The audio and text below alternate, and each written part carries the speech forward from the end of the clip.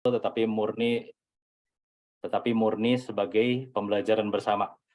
Ya, saya melihat di sini Bapak Ibu luar biasa semua, masing-masing punya background yang top lah ya, dan cerita-cerita hidup, cerita-cerita karir yang top banget ya, saya yakin.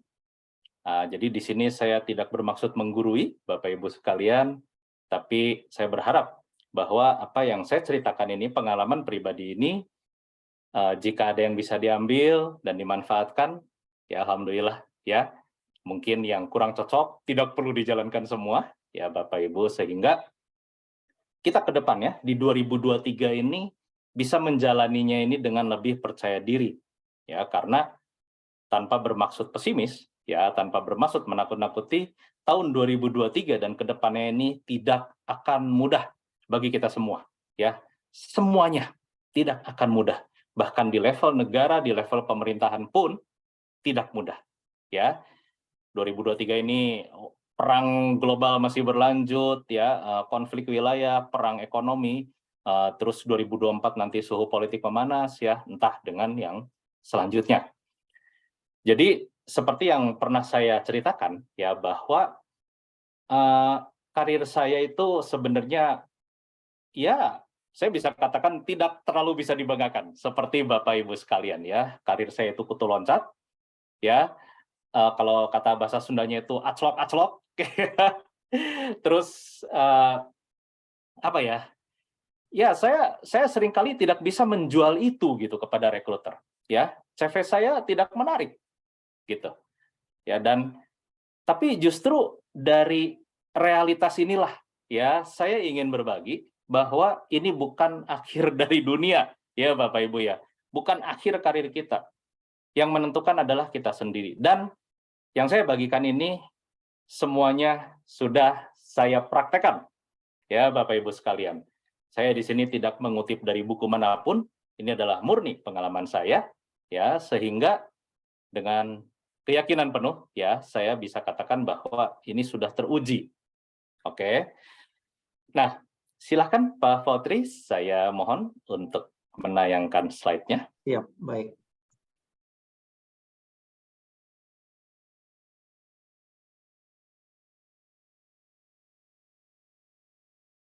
Oke, ya. Ya, Bapak Ibu sekalian, jadi ini apa namanya? Silakan Pak Fautri, halaman selanjutnya dan halaman selanjutnya lagi ya. Jadi gini, ada pertanyaan dan kekhawatiran ya dari banyak kawan-kawan di luar sana ya. Bagaimana kita bisa menjalani 2023 dan seterusnya dengan sebaik-baiknya di tengah berbagai krisis dan ketidakpastian belakangan ini. Ya, ketidakpastian ini begitu nyata. PHK massal di mana-mana, globally. Ya, perusahaan-perusahaan besar ini PHK massal di mana-mana. Dan semakin hari semakin saya lihat banyak yang open to work ya di LinkedIn. Ini saya paham sekali suasana yang tidak mudah bagi kita semua. Nah, saya telah mengalaminya 5 tahun yang lalu ya ketika pertama kali aktif di LinkedIn. Jadi yang teman-teman alami ya barangkali, mohon maaf sebelumnya, saya sudah duluan mengalaminya ya dalam kondisi yang tidak kalah sulitnya ya, karena pada waktu itu 5 tahun lalu belum ada pandemi, belum ada krisis global, semuanya masih baik-baik saja dan saya tidak baik-baik aja. Jadi Bapak Ibu bisa bayangkan ya, di tengah kondisi yang sedang baik-baik aja, saya tidak baik-baik aja. Jadi sebenarnya nih ya, sebenarnya pressure mentalnya itu 2 sampai 3 kali lipat lebih besar. Ya. Kalau kita di sini bisa saling menyemangati ya sesama job seeker gitu. Ayo ya apa gitu ya. Terus LinkedIn sudah ada fitur open to work ya, badge hijau. Dulu belum ada. Ya. So semoga apa yang saya dapatkan dari pelatihan hidup ini ya, ini bisa berguna untuk Bapak Ibu sekalian. Silakan Coach Fautri, slide selanjutnya. Nah, teman-teman sekalian, jadi saya ini kan sekitar 10 tahun di dunia media ya. Jadi begini, awalnya ini saya trainer sebenarnya ya, masuk sebagai trainer. Jadi saya itu sebenarnya bukan HR. Saya nggak terlalu berani menyebut diri itu sebagai HR sebenarnya ya, tapi saya masuk dari jalur spesialis ya sebagai trainer. awalnya itu sebagai trainer fotografi ya di perusahaan distribusi alat-alat foto. Nah, setelah dari situ langsung masuk dunia media ya selama 10 tahun, dan di situ saya mencapai puncak karir 2 kali sebagai editor in chief ya, pemimpin redaksi. Nah, setelah dari media itu saya masuk ke beberapa perusahaan lagi, dan disitulah mulai gejolak karir saya bermula ya, dari ya sekitar tahun 2015 akhir ya, belum lagi saya pindah kediaman ya, pindah domisili itu dari 2015 akhir sampai ya 2020 2021 itu masa-masa yang gila ya, gila banget buat saya. Dan jika Bapak Ibu melihat saya sekarang ya, terus mendengarkan cerita saya 5 tahun lalu itu, biasanya orang nggak akan percaya ya, nggak percaya karena apa? Saya masih waras. Saya masih hidup dan masih waras gitu sekarang. Itu karena pressure-nya luar biasa besar ya. Nah, dari gejolak dan dinamika karir saya tersebut ya Bapak Ibu, eh, ini kan juga jamak terjadi ya sama banyak peniti karir di luar sana. Kenapa saya di PHK? Ya, terus setelah di PHK ini limbung ya, ekonomi keluarga morat-marit. Ini wajar ya Bapak Ibu ya. Ini fenomena yang saya alami juga dulu bertahun-tahun. Bertahun-tahun. Sehingga pertanyaan-pertanyaan ini ya pertanyaan teman-teman juga sebenarnya ya. Kenapa saya? Kenapa ini terjadi sama saya? Saya tidak pernah ngejahatin orang. Saya tidak pernah menzolimi orang. Saya selalu bekerja rajin, disiplin, absen penuh, ya presensi penuh maksudnya.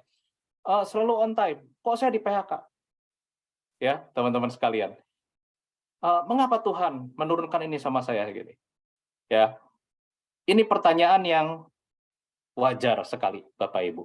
Ya, jadi jangan menganggap ini sebagai suatu celah, aib, dosa ya, atau karma buruk. Jangan, sama sekali enggak. Ini adalah proses hidup kita semua. Oke, dari apa yang saya alami ya, saya kan dulu Pemret itu media cetak ya Bapak Ibu, spesialis majalah.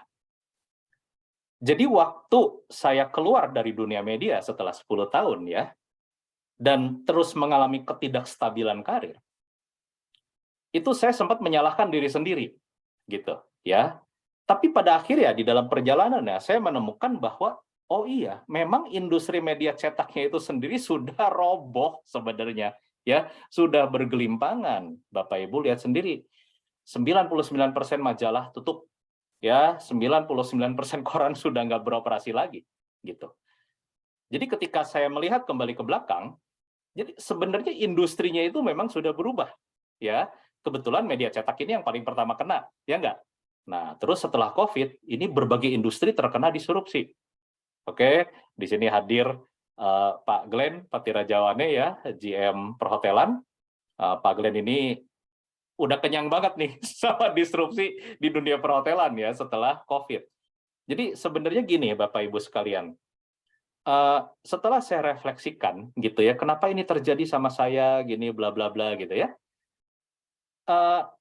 akan lebih baik, akan membantu jika kita step back ya, mundur atau manjat pohon sedikit lebih tinggi untuk melihat gambaran yang lebih besar.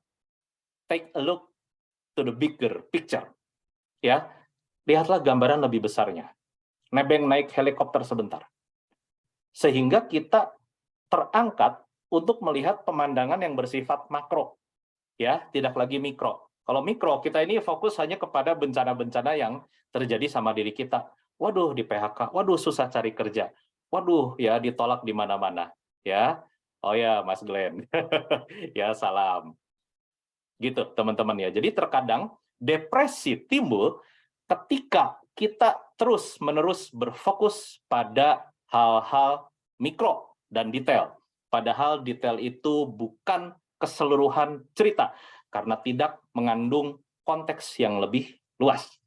Ya, setelah saya introspeksi, oh ternyata memang disrupsi ini semakin ke sini semakin cepat dan dinamika di dunia karir ini memang semakin tinggi. Ya, sehingga sama sekali tidak cukup hanya memahami pekerjaan kita semata. Ini masalahnya, ya teman-teman. Betapapun hebatnya kita di pekerjaan kita, ya udah katam banget, ya cuma tinggal menjentikan jari terus masalah selesai. Tapi ternyata itu nggak cukup, teman-teman ya. Ini realitas yang pahit. Ini tidak enak didengar, ya. Kemampuan saya untuk memimpin penerbitan majalah, 2 kali pemimpin redaksi, 1 kali founder, tidak bisa menyelamatkan saya dari disrupsi itu. Ya, padahal itu sudah di level strategik gitu. Jadi saya hanya ingin mengatakan bahwa ketika kita bekerja di suatu korporat atau startup, apapun itu, ya, atau berbisnis sendiri, penting sekali bagi kita untuk selalu memahami gambaran besarnya, end to end, ya, A sampai Z, sehingga kita bisa tahu posisi kita ini di mana gitu. Penting sekali memahami posisi karena apa? Jika kita menggunakan Google Maps ya di handphone gitu, yang pertama kalinya dilakukan oleh Google Maps ketika kita aktifkan fitur atau layanannya adalah mengukur posisi kita, ya enggak? Mengukur posisi kita relatif terhadap titik utara, ya. Nah setelah itu baru, oh ke kota ini berapa jam, oh ke kecamatan ini berapa menit, gitu, ya. Nah, Google Map ini bisa beroperasi seperti itu, bisa ngasih tahu kita ada di mana, karena apa? Ada satelitnya. Ya, satelit itu kan di atas, gitu. Nah, jadi ketika kita bisa memahami konteks atau gambaran besar dari tempat yang lebih tinggi, ya, kita itu jadi orang yang nggak gampang depresi, nggak gampang putus asa, teman-teman sekalian. Ya, kadang-kadang Umpit ini dapat pertanyaan gitu, ya. Umpit gimana sih caranya supaya nggak cepat putus asa, nggak gampang depresi gitu? Ya, kita harus pergi ke yang lebih tinggi gitu. Maksudnya bukan harafiah ya, gitu. Tapi kita bergaul dengan orang-orang yang sudah punya pandangan yang lebih tinggi daripada kita. Nggak selalu harus yang status sosialnya lebih tinggi loh ya, teman-teman ya. Orang-orang yang mungkin duitnya jauh lebih banyak dari kita, belum tentu punya helikopter view yang lebih akurat dari kita.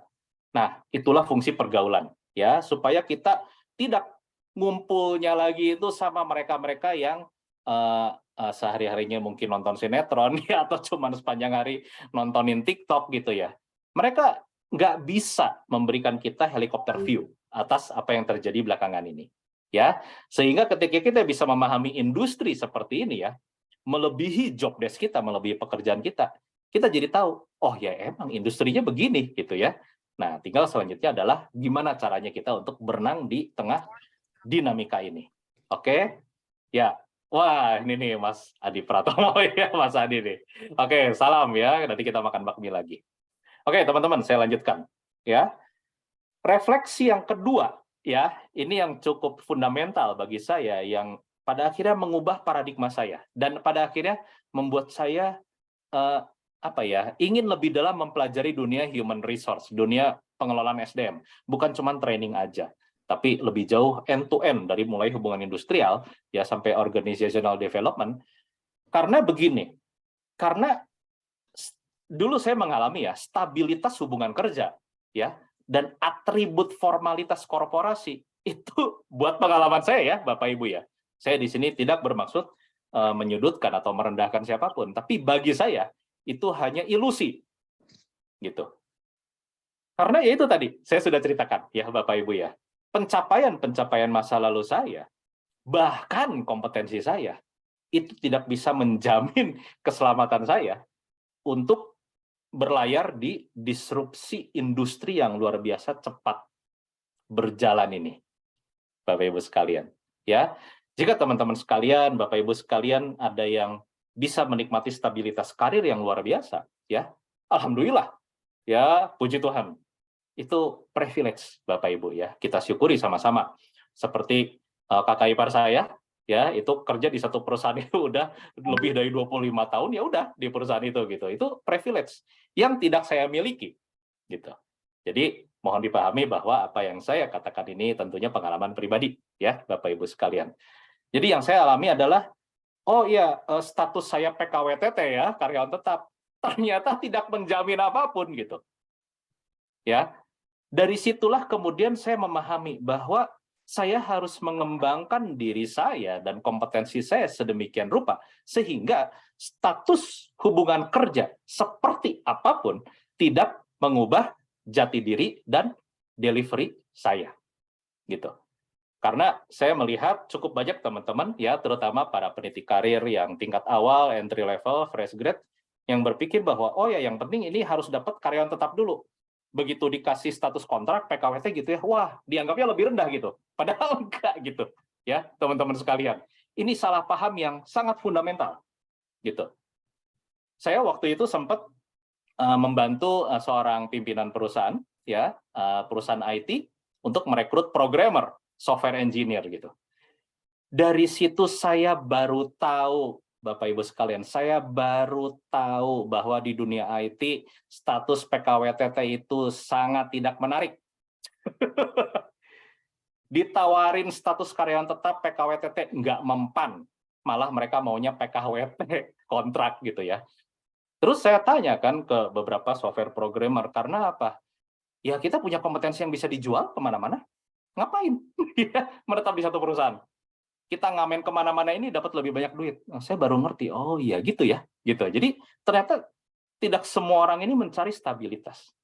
Ada orang yang mencari ya hasil sebanyak mungkin ya dari kompetensi mereka. Dari situ saya belajar bahwa ya benar ya, bagi kalangan tertentu stabilitas hubungan kerja ini tidak berarti apa-apa sebenarnya ya. Dan atribut formalitas itu ya bagi saya sekali lagi ya ilusi gitu. Sehingga saya tidak bisa lagi bersandar pada mereka ya Bapak Ibu sekalian. Saya tidak bisa lagi bersandar bahwa gua dulu pemret loh 2 kali, gua dulu ini loh, gua dulu ini loh gitu. Saya nggak bisa Bapak Ibu sekalian. Saya tidak bisa pakai label apa itu XXX apa itu ya. X Kompas Gramedia, X Sriwijaya Air, X apa itu, X ya kalau teman-teman yang lain ya itu kan suka bangga ya nggak? X Gojek, X Tokopedia gitu ya, terus mungkin X Big Four ya, X ini, X itu. Kalau saya nggak bisa, karena apa? Ya tidak ada yang bisa dibanggakan gitu ya. Ketika saya berusaha mengatakan itu, berusaha menempelkan identitas profesional saya dengan XXXX itu, ya, terus melihat hidup saya sekarang nyungsep, orang akan ketawa di belakang, ya Bapak Ibu sekalian. Jadi di sini saya sadar bahwa stabilitas hubungan kerja dan atribut formalitas itu ya ilusi. Saya nggak bisa bersandar di situ. Saya benar-benar harus berdiri di atas kaki sendiri, seperti halnya burung ya yang benar-benar bersandar di sayapnya, ya di kekuatan sayapnya, bukan di ranting pohon yang dia tangkringkin. Oke? Nah, refleksi nomor 3 ya Bapak Ibu sekalian dari betapa tidak stabilnya karir saya di masa lalu, itu adalah saya menyimpulkan ya, dan ini sudah disetujui oleh banyak peneliti karir profesional juga, bahwa 80% kejayaan masa lampau kita itu tidak terpakai di perjalanan berikutnya. Ya. Hanya 20%-an aja yang kepake. Nah, ini yang saya sebut sebagai saripatinya. Ya, saripati dari apa yang pernah kita jalani itu. Ya, bahasa kerennya itu transferable skill set. Ya, orang-orang nyebutnya transferable skill, tapi saya menyebutnya transferable skill set, ada setnya gitu. Karena set ini sekarang makin penting, ya Bapak Ibu sekalian. Kita udah nggak bisa lagi bersandar hanya pada skill, tapi skill set, dan ini sudah saya katakan di podcast saya, gitu ya. Paket apa yang bisa kita tawarkan kepada dunia industri? Oh ya, saya bisa ini. Loh, ternyata ada 1000 kandidat lain yang bisa itu juga gitu. Oke, paket apa lagi yang kamu tawarkan? Oke, saya bisa ini. Oh, kompetisi berkurang. Jadi cuma bersaing sama 500 orang, ya enggak? Jadi semakin enak ya paket skill set kita itu, kita akan punya bargaining power yang semakin besar ya untuk ditawarkan baik kepada dunia industri, kepada decision maker maupun kepada klien ya Bapak Ibu sekalian. Jadi di sini saya tidak membatasi bahwa oh ini isi webinar ini gimana caranya supaya cepat dapat kerja. Enggak Bapak Ibu sekalian ya. Tidak ada satupun yang bisa menjamin cepat dapat kerja di masa sekarang. Termasuk mereka yang menguasai programming kayak ya kan, bahasa inilah bahasa itu, tetap nggak ada yang bisa Ada menjamin, mana ono Zoom bisa. sehingga kita hanya bisa membangun skill set kita. Gila bos. Maaf, ini Iya, Pak iki Maurice. atasanku. Gak, iki Pak Peter.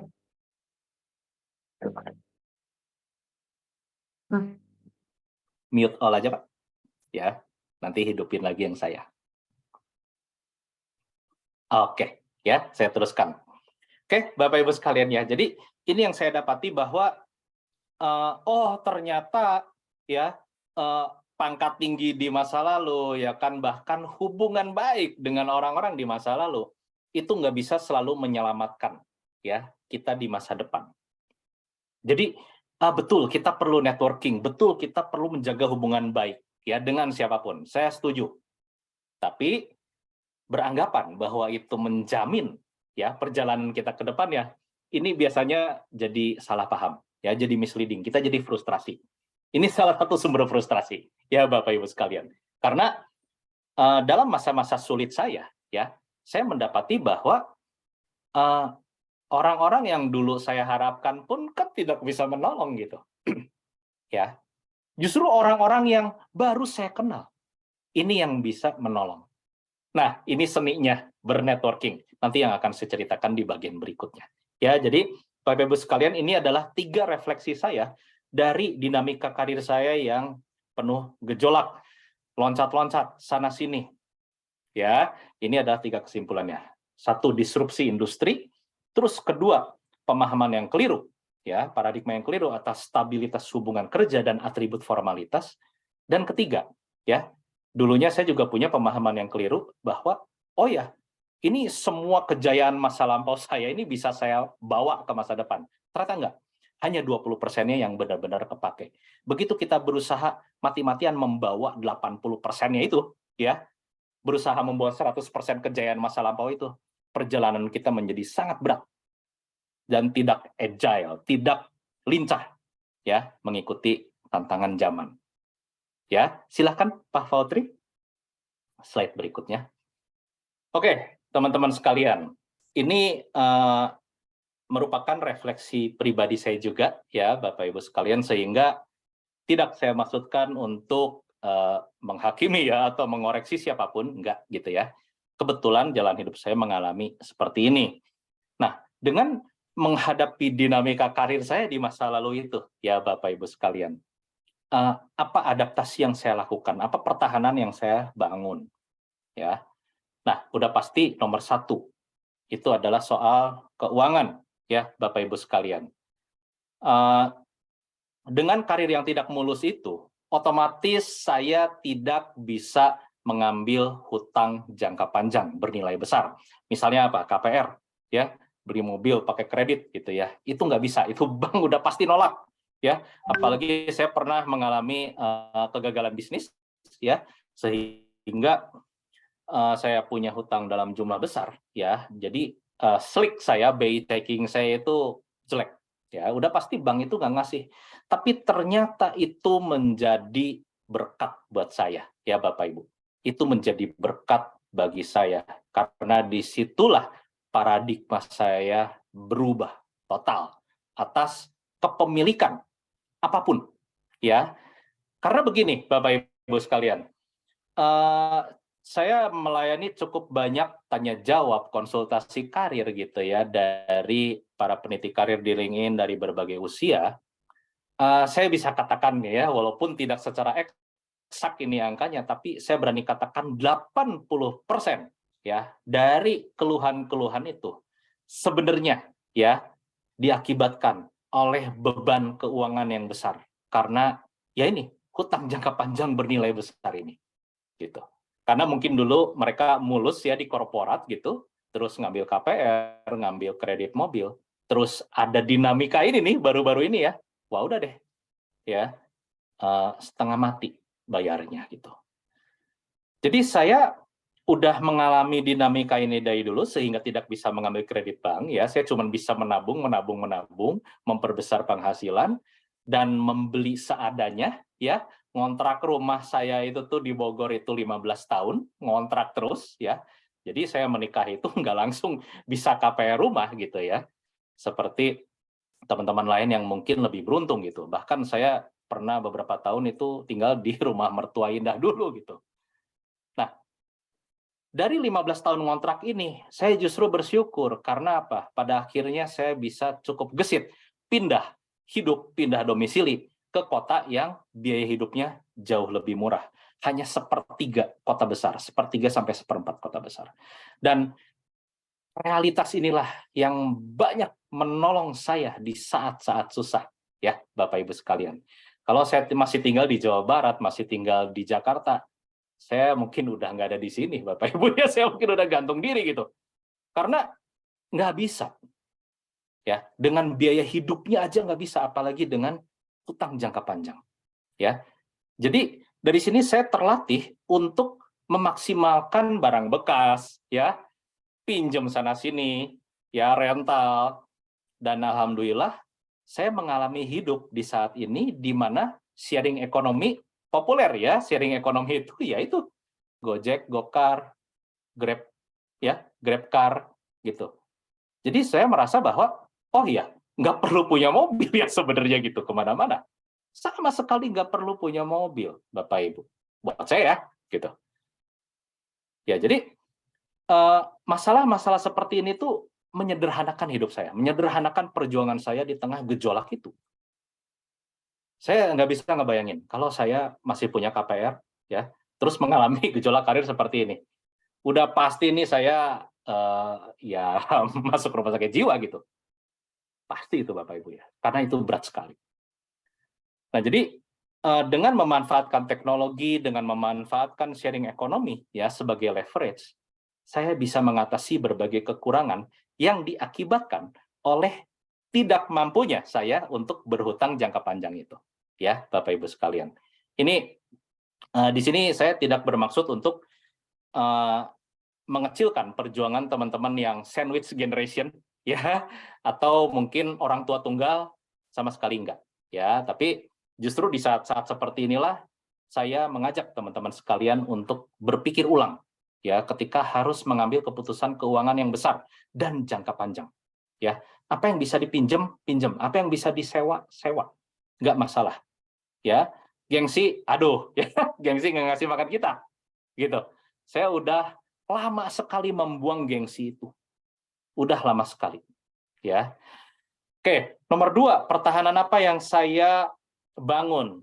Yaitu saya memeluk erat-erat prinsip earn, earn itu mendapat, ya, mendapatkan sesuatu.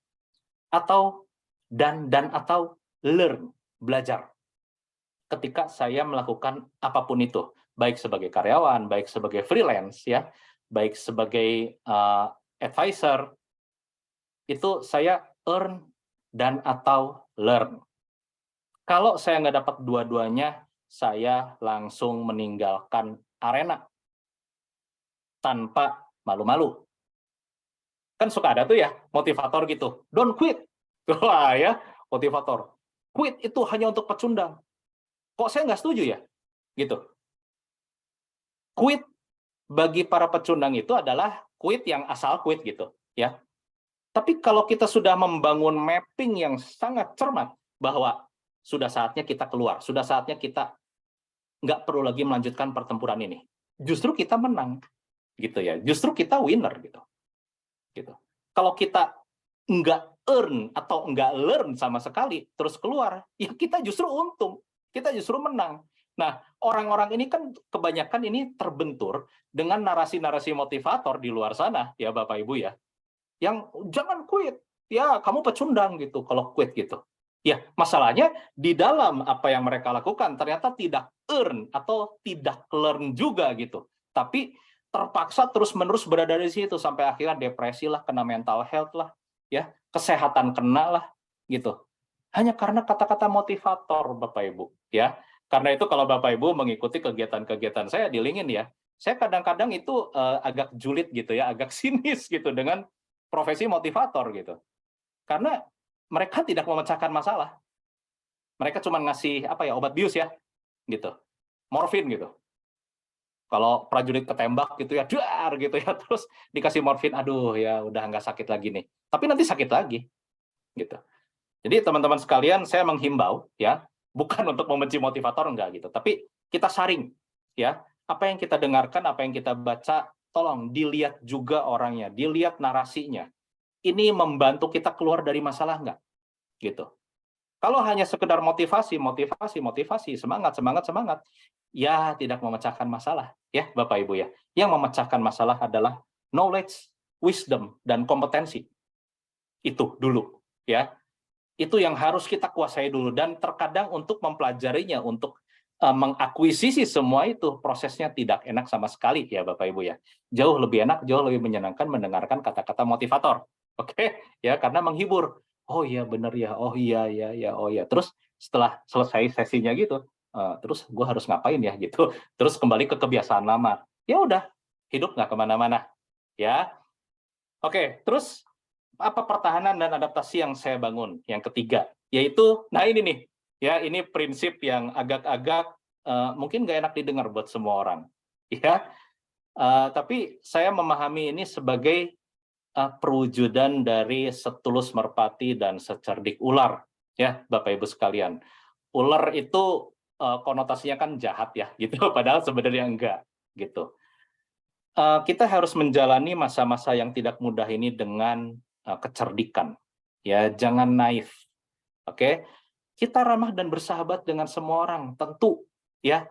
Saya justru sangat menganjurkan itu, ya. Seperti Pak Fautri ini, ya, ini luar biasa, sampai belain datang ke kantor saya waktu itu, waduh, saya sampai nggak enak nih, nggak bisa menghidangkan apa-apa. Tapi maksudnya, ya kita ini sampai segitunya gitu, ya, bernetworking. Ramah dan bersahabatlah sama semua orang. Tapi percayailah, hanya sedikit dari mereka yang memang benar-benar sudah teruji karakter dan cara berpikirnya. Ini kalimat terakhir ini yang bukan kadang-kadang lagi, seringkali tidak kita pakai. Ya, ramah dan bersahabat sama semua orang, tapi ternyata orangnya toksik. Oh ya, ada Mas Eko nih ya, luar biasa. Ya, ternyata orangnya toksik, tapi kita merasa harus ramah terus sama dia gitu ya. Oh, gitu ya, basa-basi. Padahal nggak perlu, teman-teman ya, gitu. Kalau apa yang mereka lakukan, orang-orang itu lakukan sudah menginjak harga diri kita, menginjak martabat kita ya, melangkahi prinsip-prinsip kita, ya go away, quit lah, ya, gitu. Tolong ingat satu kata dari Mbah Warren Buffett, ya, salah satu orang paling sukses ya di dunia. Dia ngomong gini, perbedaan terbesar antara orang yang sukses dengan yang benar-benar sangat sukses adalah bahwa orang-orang yang benar-benar sangat sukses itu sangat banyak mengatakan no atau tidak. Say no to almost everything. Gitu. Ya, ini yang saya belajar dari masa-masa susah, Bapak Ibu sekalian, ya. Ketika di masa-masa susah, kita tergoda untuk mengambil peluang atau kesempatan yang ya mungkin dibawakan oleh orang-orang yang ramah, ya enggak, yang bersahabat gitu. Oh ya, terus tampaknya menguntungkan. Oh, ini saya kalau lakukan ini dapat duit nih gitu. Padahal ternyata kita makin kejeblos ketika melakukannya. Nah, ini saya belajar ya bahwa di masa-masa sulit itu justru saya menolak cukup banyak berbagai ajakan ya, bahkan berbagai kolaborasi yang bahkan berbayar gitu. Tapi saya tolak. Karena apa? Ini saya ngeri akibatnya. Gitu ya, akibat jangka panjangnya. Saya sudah analisis demikian rupa. Jadi bukan masalah gratis atau berbayarnya gitu. Bukan masalah menguntungkan atau merugikannya. Tapi ini akan membawa kita kemana gitu. Nah, ini yang harus kita cermati. Ya, oke. Jadi dengan kesempatan itu datang dan dikomunikasikan kepada kita oleh orang-orang yang ramah, yang bersahabat gitu ya. Ya tentu kita membalas dengan keramahan dan persahabatan, ya enggak? Tapi tidak lantas membuat kita, oh ya kayaknya iya boleh ya gitu, tapi hati terpaksa gitu. Ya teman-teman sekalian, kita punya boundary, dan disitulah kita dengan tegas mengatakan, oh maaf, ini saya belum bisa melakukan hal ini dulu. Ya saya sedang fokus kepada hal lain. Ya teman-teman sekalian. Oke, nah slide berikutnya Pak Fautri. Oke, ini ada kata penting ya di dalam kurung. Karena apa? Karena tadinya saya menganggap itu penting, gitu. Tapi setelah saya mengalami benturan berkali-kali dalam hidup dan karir, ya, saya akhirnya berani membuangnya, gitu. Tiga hal penting apakah yang saya buang, teman-teman ya? Nah, ini nih, nomor satu, ini paradigma yang keliru. Ini yang saya buang. Ini memahami paradigma ketuhanan, ya. Jadi di sini saya bukan bermaksud sebagai ustadz atau pemuka agama, ya enggak sama sekali, Bapak Ibu sekalian. Sekali lagi ini pengalaman saya pribadi, ya, pengalaman spiritual juga, bahwa tadinya saya memahami Tuhan itu dengan logika, gitu, ya, bahwa oh, kalau saya berbuat baik sama orang, saya pasti hidupnya mulus, gitu, ya. Kalau saya sempurna di pekerjaan, gitu ya, pasti karir saya mulus. Kalau saya selalu berbuat baik sama orang, nggak pernah zolim sama orang, saya pasti, ya gitulah ya. Pokoknya pikiran kita itu transaksional dan logis gitu. Padahal enggak, ya teman-teman sekalian. Paradigma ini yang mengubah hidup saya. Ya, waktu itu saya mempertanyakan, ya di masa-masa paling sulit, di masa-masa paling gelap saya mempertanyakan Tuhan, ya sama teman saya. Dia dulu bekas pendeta. Saya bertanya sama mereka, sama dia gitu. Kenapa Tuhan menurunkan ini sama saya? Saya salah apa? Ya kan? Kenapa ini? Kenapa itu? Gitu. Langsung dia ngomong gini, Peter, ya, itu namanya kesombongan rohani. Gitu. Ya. Semua orang, baik, orang saleh, orang taat, maupun orang jahat, semuanya dicobai oleh Tuhan. Ya. Jangan rewel, jalani. Gitu. Jangan kamu berpikir bahwa Tuhan itu logis, ya, bahwa oh kita masih ini, oh Tuhan minta ini dong ya, saya jangan dikasih cobaan gitu, nggak bisa. Gitu. Semua orang baik, semua orang jahat sama-sama dicobai dengan kadar cobaan yang ya hanya Tuhan dan semesta yang tahu, ya. Sehingga ketika saya kata bahasa Sunda itu disintrek kupingnya ya sama Pak Pendeta itu, saya baru sadar, ya bener ya, gitu. Orang-orang baik juga ya nggak lantas hidupnya mulus terus kan gitu. Di situ saya terbuka matanya, ya, bahwa paradigma saya selama ini salah. Memahami Tuhan secara logis, ya. Akhirnya saya memahami Tuhan sebagai guru, ya, sebagai guru yang sedang melatih saya. Kebetulan saya ini senang dunia militer. Saya dulu sempat pengen masuk militer tapi tidak boleh sama orang tua saya, ya. Waktu itu di Bandung saya ingat banget ada pendaftaran Kopassus, ya. Wah, itu orang tua menentang mati-matian. Wah, papi mami tidak membesarkan kamu untuk mati di medan perang gitu ya. Tapi saya senang sekali hal-hal berbau militer, dan oleh karenanya saya mendapatkan banyak pengetahuan, banyak obrolan ya dari kawan-kawan militer bahwa pelatihan militer itu, terutama pasukan khusus ya, itu amat sangat berat ya, hingga siswa-siswa itu membenci pelatihnya setengah mati. Gitu. Jadi pelatih dibenci sama siswa itu sangat wajar. Guru dibenci sama siswa itu sangat wajar. Ya, seperti halnya saya waktu itu mempertanyakan dan membenci Tuhan gitu. Ya. Dan pada akhirnya saya ketemu kata-kata ini ya, teman-teman sekalian, dari Tao Te Ching. Ya. Ketika muridnya siap, gurunya muncul. Nah, ketika muridnya benar-benar sangat siap, justru gurunya menghilang. Di sini saya bertanya-tanya kan, di mana Tuhan gitu? Kok saya dibiarin? Ya berarti saya sudah siap. Gitu ya. Seperti halnya pasukan khusus yang dibiarin, ya saya mau mati sekalian gitu sama pelatihnya. Ya, silakan mati nggak apa-apa. Udah tekan kontrak kan, maksudnya supaya tidak kena tuntutan gitu ketika mereka mati di latihan. Nah, hidup ini juga seperti itu ya, teman-teman sekalian. Ketika teman-teman sekalian merasa bahwa tidak ada pertolongan, tidak ada berkat Tuhan dalam hidup kita, ya, saya katakan ini, ya. Ketika sedang dalam ujian, guru pengawas kan diam aja, ya nggak? Ngomong aja kan gitu. Diam aja gitu, silent, kelas ini sunyi gitu. Nah, ini sejalan dengan apa yang dikatakan oleh Tao Te Ching. Ya, silakan slide berikutnya. Coach Potri, ya. Nah, hal penting kedua yang saya buang pada akhirnya itu adalah saya berjejaring tadinya saya berjejaring dengan cara yang orang lain anggap paling tepat gitu. Nah, saya kan kalau saya masih mengalami ya masa-masa tanpa teknologi gitu ya. Saya Gen X nih, lahir 79. Jadi saya masih sempat mengalami masa di mana kalau untuk berjejaring dengan orang itu harus tatap muka, harus face to face. Harus telepon dulu pakai telepon PSTN ya, kabel itu ya. Terus ketemu gitu ya. Pas ketemu ternyata nggak cocok, aduh ya udah keluar duit banyak ini ya buat traktir makan ini itu. Jadi saya tuh masih mengalami seperti itu, Bapak Ibu ya. Nah, jadi di zaman dulu, orang-orang yang pegang kendali, yang selalu memenangkan banyak hal-hal bagus, itu adalah orang ekstrovert, ya nggak? Orang yang pandai bergaul, banyak omong gitu ya, wah bisa menghibur, bisa bikin ketawa orang gitu. Sementara saya ini introvert. Saya introvert sejati, Bapak Ibu sekalian. Ya, saya kalau diundang ke pesta selalu nyudut. Ya, diundang ke acara seminar, saya pilih bangku paling belakang. Gitu ya, syukur-syukur kalau ada yang nggak kenal saya, oh ya bagus gitu.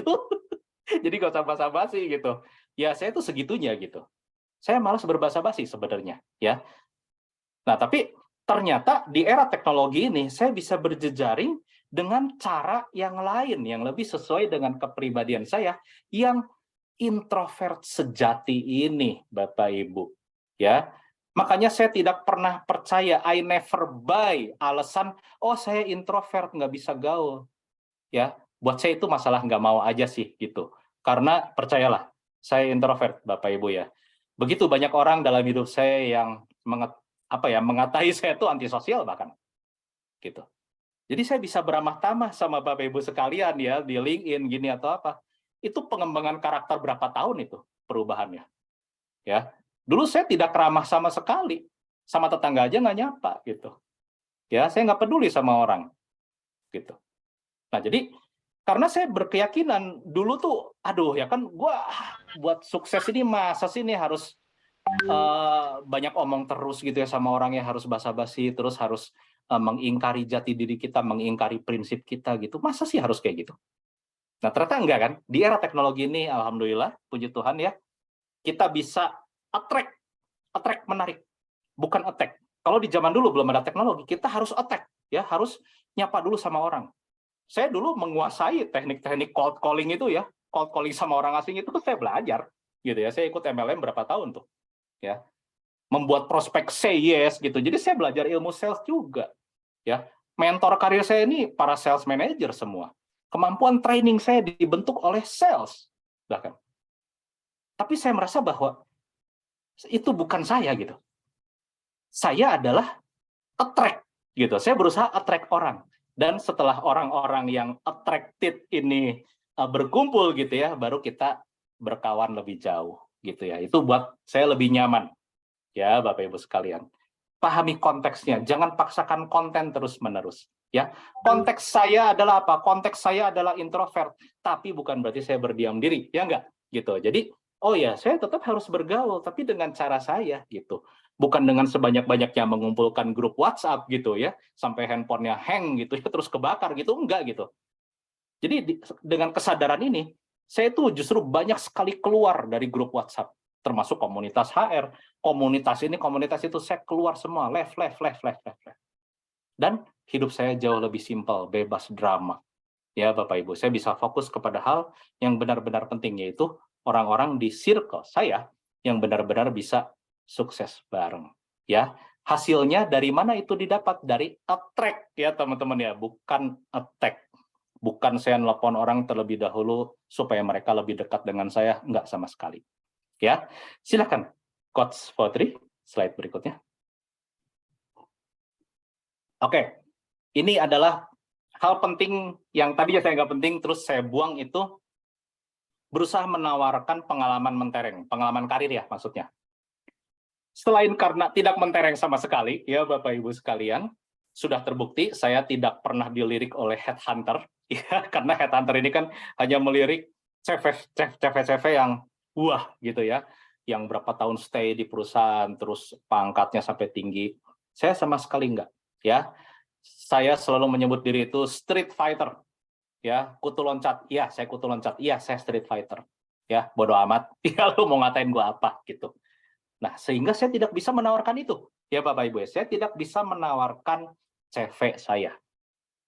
Dan saya nggak suka ngebohong, nggak suka moles-moles gitu. Aduh, gimana ya caranya ini supaya CV saya ini kelihatan saya hebat gitu. Nanti ngibul gitu ya. Oh, pernah jadi direktur, pernah jadi GM gitu ya. Padahal enggak gitu. Ini saya nggak suka, ini bukan prinsip saya. Ya.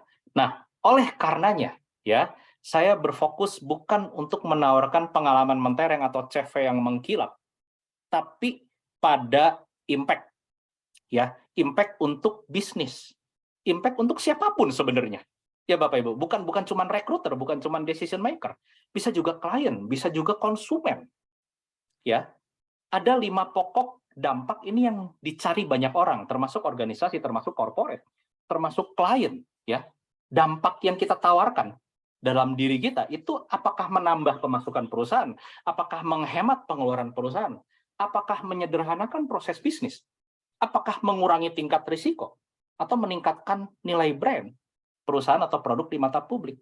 Ya, kalau memenuhi 2-3 poin ini Bapak Ibu sekalian ya, nggak peduli status Bapak Ibu sekalian, mau PKWT kayak, mau PKWT, mau freelance, mau advisor kayak, duit itu tetap datang. Ya, Bapak Ibu sekalian, duit itu akan tetap datang karena semakin sekarang, apalagi di masa krisis ini, orang semakin mencari 5 karakter ini, 5 dampak ini. Iya, gue nggak hire lu gitu loh, tapi lu bisa apa? Untuk menambah pemasukan perusahaan kayak, untuk menghemat kayak, untuk ya ini ya, 5 ini kita perhatikan gitu. Dan perusahaan sekarang udah bergerak mencari minimal 2 poin ini. Bukan cuma 1. Iya, saya misalnya gini ya, misalnya sales. Saya bisa menambah pemasukan perusahaan. Nggak cukup. Kamu bisa nggak menjaga nama baik perusahaan atau meningkatkan nilai brand perusahaan? Gitu. Misalnya ya, dengan aktif di LinkedIn ya, positif ya pemikirannya gitu. Oh, padahal pas dilihat dia tuh sales gitu. Ya. Oh, ternyata perilakunya baik ya, nggak maksa-maksa orang gitu ya, bahasanya bagus ya, malah dia solutif dan lain sebagainya.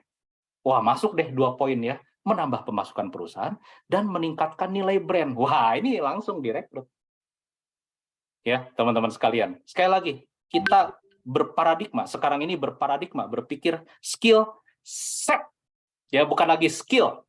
Skill kita boleh saja memenuhi 1 ya dari 5 karakter ini, tapi ketika kita punya skill set, kita bisa punya 2-3 karakter yang ya ini membuat kita sulit digantikan oleh perusahaan, oleh klien, ya, oleh komunitas. Itu ya, Bapak Ibu sekalian. Jadi jangan merasa rendah diri atau merasa minder dengan pengalaman karir yang nggak bagus. Apalagi teman-teman sekalian yang sempat jadi peniti karir yang keren gitu ya, terus tiba-tiba kena pandemi ya, terus tiba-tiba kena PHK, ini kan biasanya depresi, minder gitu. Aduh, karir gua rusak gini ya, gara-gara pandemi, gara-gara ini gitu.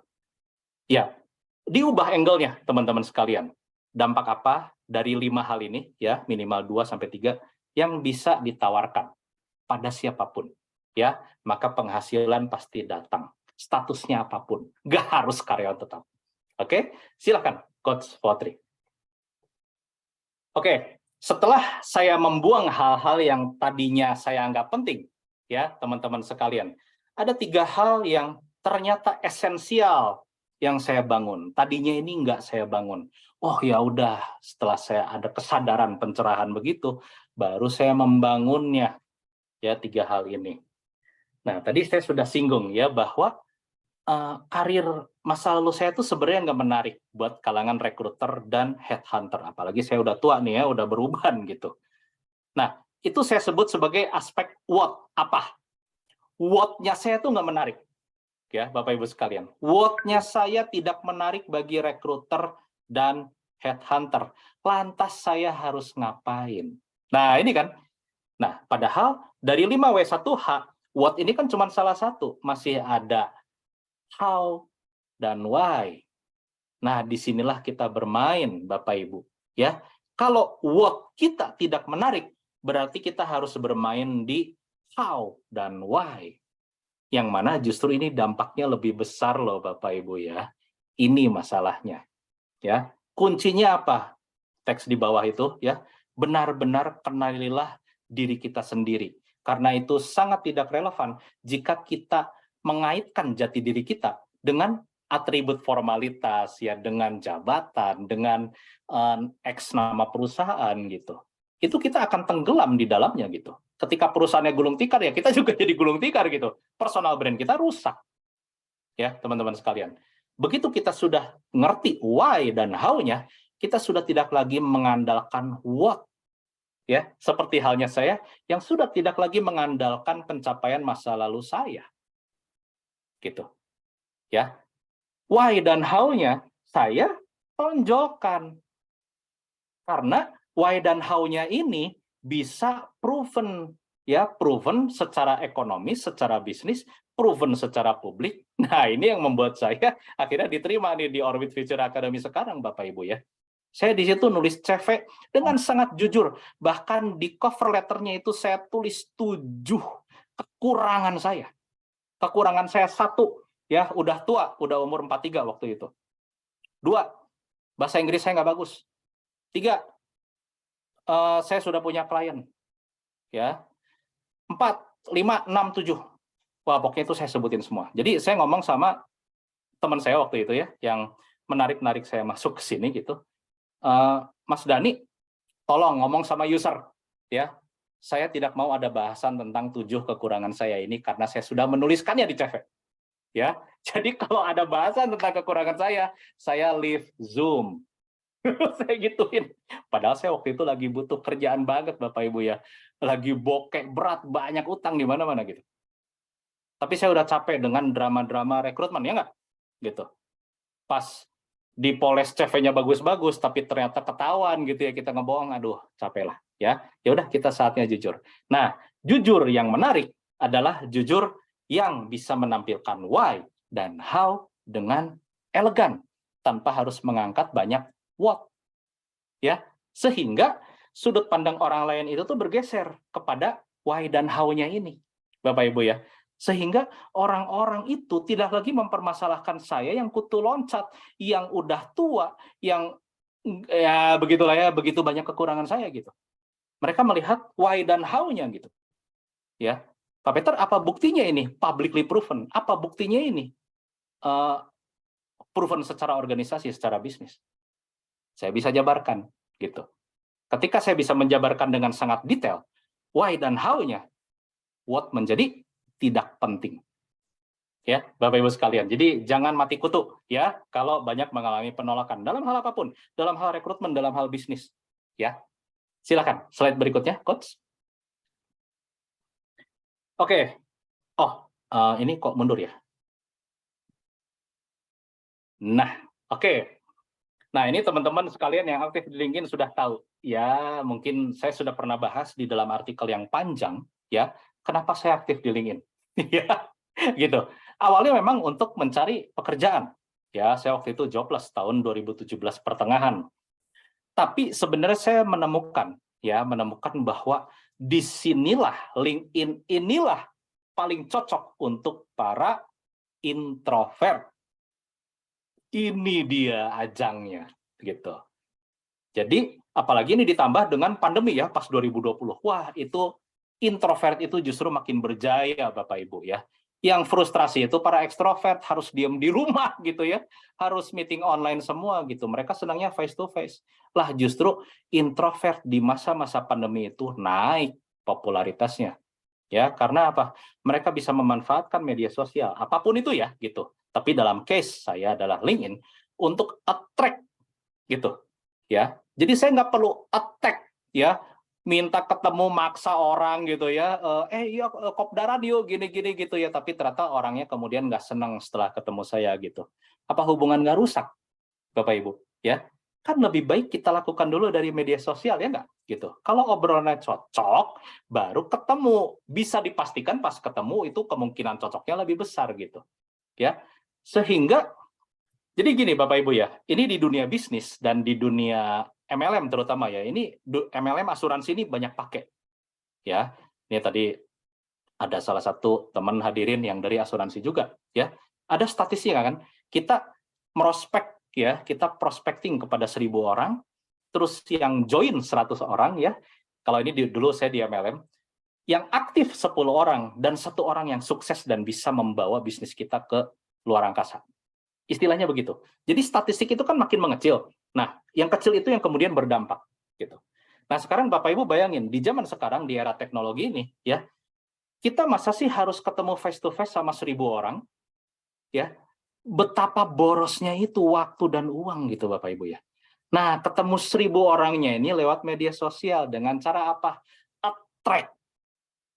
Tidak perlu attack sama sekali, Bapak Ibu ya. Saya tidak pernah attack orang gitu ya. Hai, halo gitu nggak pernah. Saya nggak pernah nyapa orang. Karena apa? Ya itu saya introvert. Saya sebenarnya nggak terlalu senang nyapa orang duluan gitu. But I'm a good responder. Setiap yang nyapa saya pasti balas gitu. Ya. Nah, ini attract, kemudian attract sesuatu yang lebih besar. Karena apa? Saya menggunakan media sosial itu sebagai leverage ya, sebagai alat untuk membabat statistik besar 1.000 orang itu tuh, ya. Sehingga nanti cukup berkomunikasi, fokus komunikasi sama 100 orang aja, ya. Dan nanti kopdaran sama 10 orang dan do something yang bagus ya bersama 10 orang ini membangun sesuatu, 1-2 orang akan membawa hidup kita ke arah yang lebih baik. Gitu ya Bapak Ibu sekalian. Jadi saya di sini sebagai introvert sejati tidak menyangkal pentingnya bernetworking, tapi dengan cara saya my way ya sebagai introvert. Tidak perlu menuruti orang-orang ekstrovert yang jago ngomong, cas cisus, kalau perlu jago bahasa Inggris gitu ya. Kita tuh jadi minder gitu ya karena itu bukan diri kita. Ya, ternyata kan kalau kita selidiki ya, media-media sosial ini kan diciptakan oleh para founder yang introvert, ya. Mark Zuckerberg itu kan introvert, Bapak Ibu ya, gitu. Terus Reid Hoffman juga introvert yang nyiptain LinkedIn, gitu. Lah ya dipakai lah, ya. Justru itu fungsinya, gitu. Sehingga tidak perlu cuap-cuap face to face, ketemu banyak orang, capek banget gitu. Ya, low cost and low effort. Ini penting sekali di masa krisis loh. Kita tetap harus bernetworking, tapi aduh, gua nggak ada duit, aduh, tabungan tinggal 20.000 gitu ya. Gimana caranya? Media sosial. Ya, tetap jalin komunikasi lewat media sosial. Itu kuncinya, Bapak Ibu ya. Gimana saya tetap bisa bernetworking di masa-masa krisis?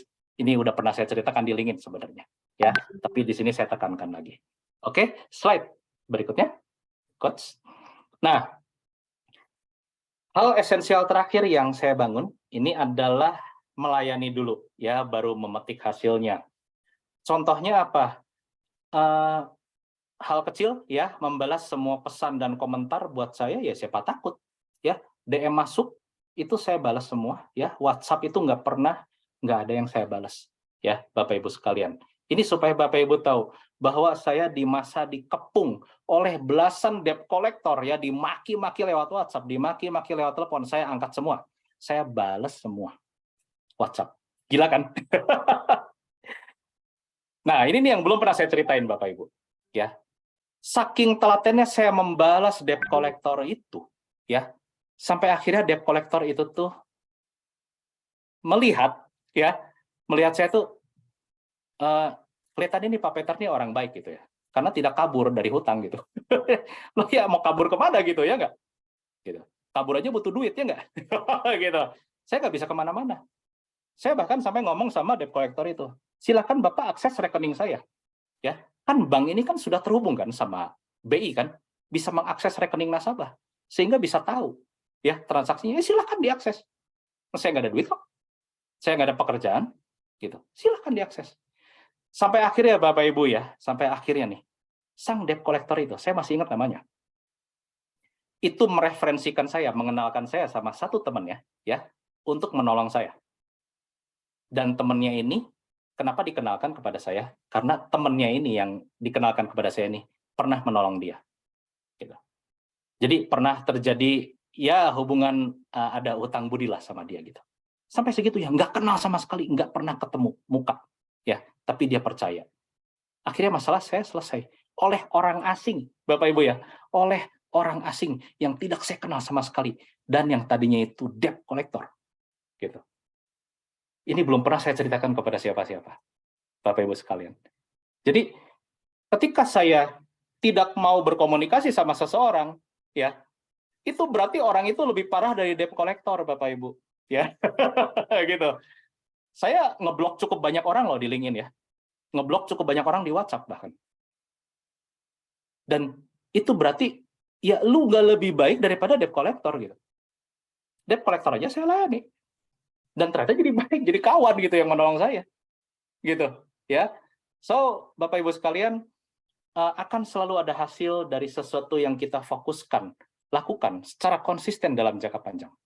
Itu ya, komunikasi membuka pintu silaturahmi itu betul sekali, dan silaturahmi itu berujung pada pertolongan-pertolongan tak terduga dari orang asing, ya.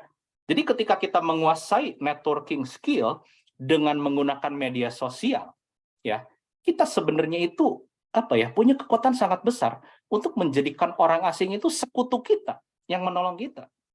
Karena kebanyakan orang-orang yang kenal sama kita itu tidak suka sama kita, ya nggak? Nggak saudara, nggak handai taulan, ya nggak teman dekat dulunya, itu ternyata diam-diam menyimpan rasa benci sama kita, rasa iri gitu. Atau menganggap remeh sama kita, si Peter bisa apa sih? Dulu gua kenal lu, ya kan?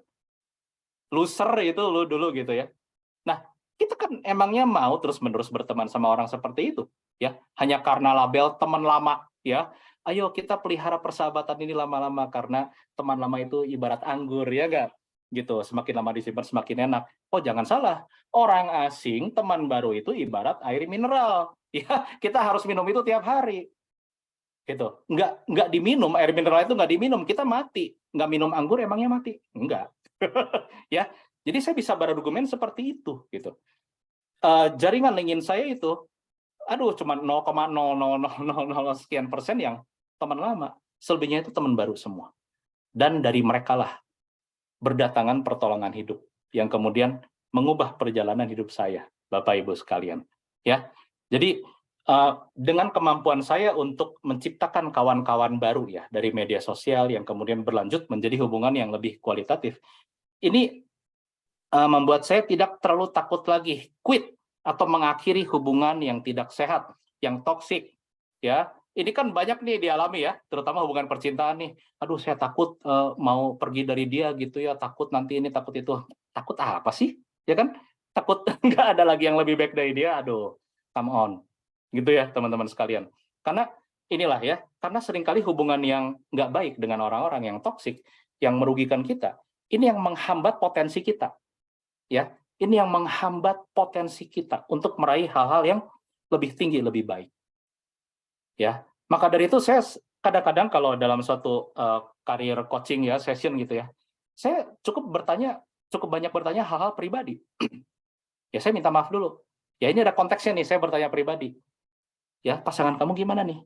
Ya, kondisi rumah kamu gimana? Anak-anak kamu gimana? Ada cicilan besar nggak? Ini itu. Saya nggak punya nasihat karir yang canggih-canggih. Gimana caranya jadi direktur 1 tahun ya? Gimana caranya mempesona venture cap ya supaya nurunin pendanaan? Aduh, saya nggak secanggih itu, Bapak Ibu. Tapi yang saya dapati selalu ada masalah pribadi orang-orang ini, sehingga tidak hidup, tidak berkarir dengan sepenuh potensinya. Gitu ya. Jadi ini yang harus dikenali ya, Bapak Ibu sekalian ya. Saya ini ada singkatan rewind. Rewind ini istilah yang akrab di telinga orang-orang tua nih. Kita kalau menyetel lagu mau ngulang-ngulang ya, itu harus melakukan rewind ya. Nah, ini singkatan dari care, wisdom, dan knowledge. Yang justru ini lebih banyak dibutuhkan di era robotik ini. Karena apa?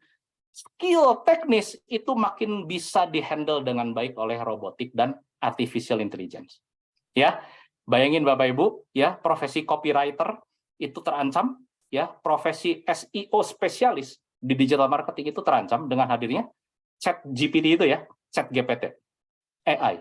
Itu banyak mengancam profesi. Bahkan software programming, teman-teman ya, software programming yang tadi saya ceritakan begitu dikdaya menolak status PKWTT, ya, karena gue masih bisa jual nih skill coding saya gitu ya. Itu begitu ngelihat Chat GPT, makin bagus dia menghadirkan baris-baris kode, pusing loh ya kan, waduh ini skill set apa lagi nih yang harus saya pelajari gitu ya. Gitu. Sehingga yang terpenting sekarang adalah sesuatu yang bersifat lebih human, lebih kualitatif, ya, care, wisdom, knowledge. Inilah lem perekat kita, hubungan baik kita dengan banyak orang, ya, teman-teman sekalian. Sehingga ya, silakan slide berikutnya, coach.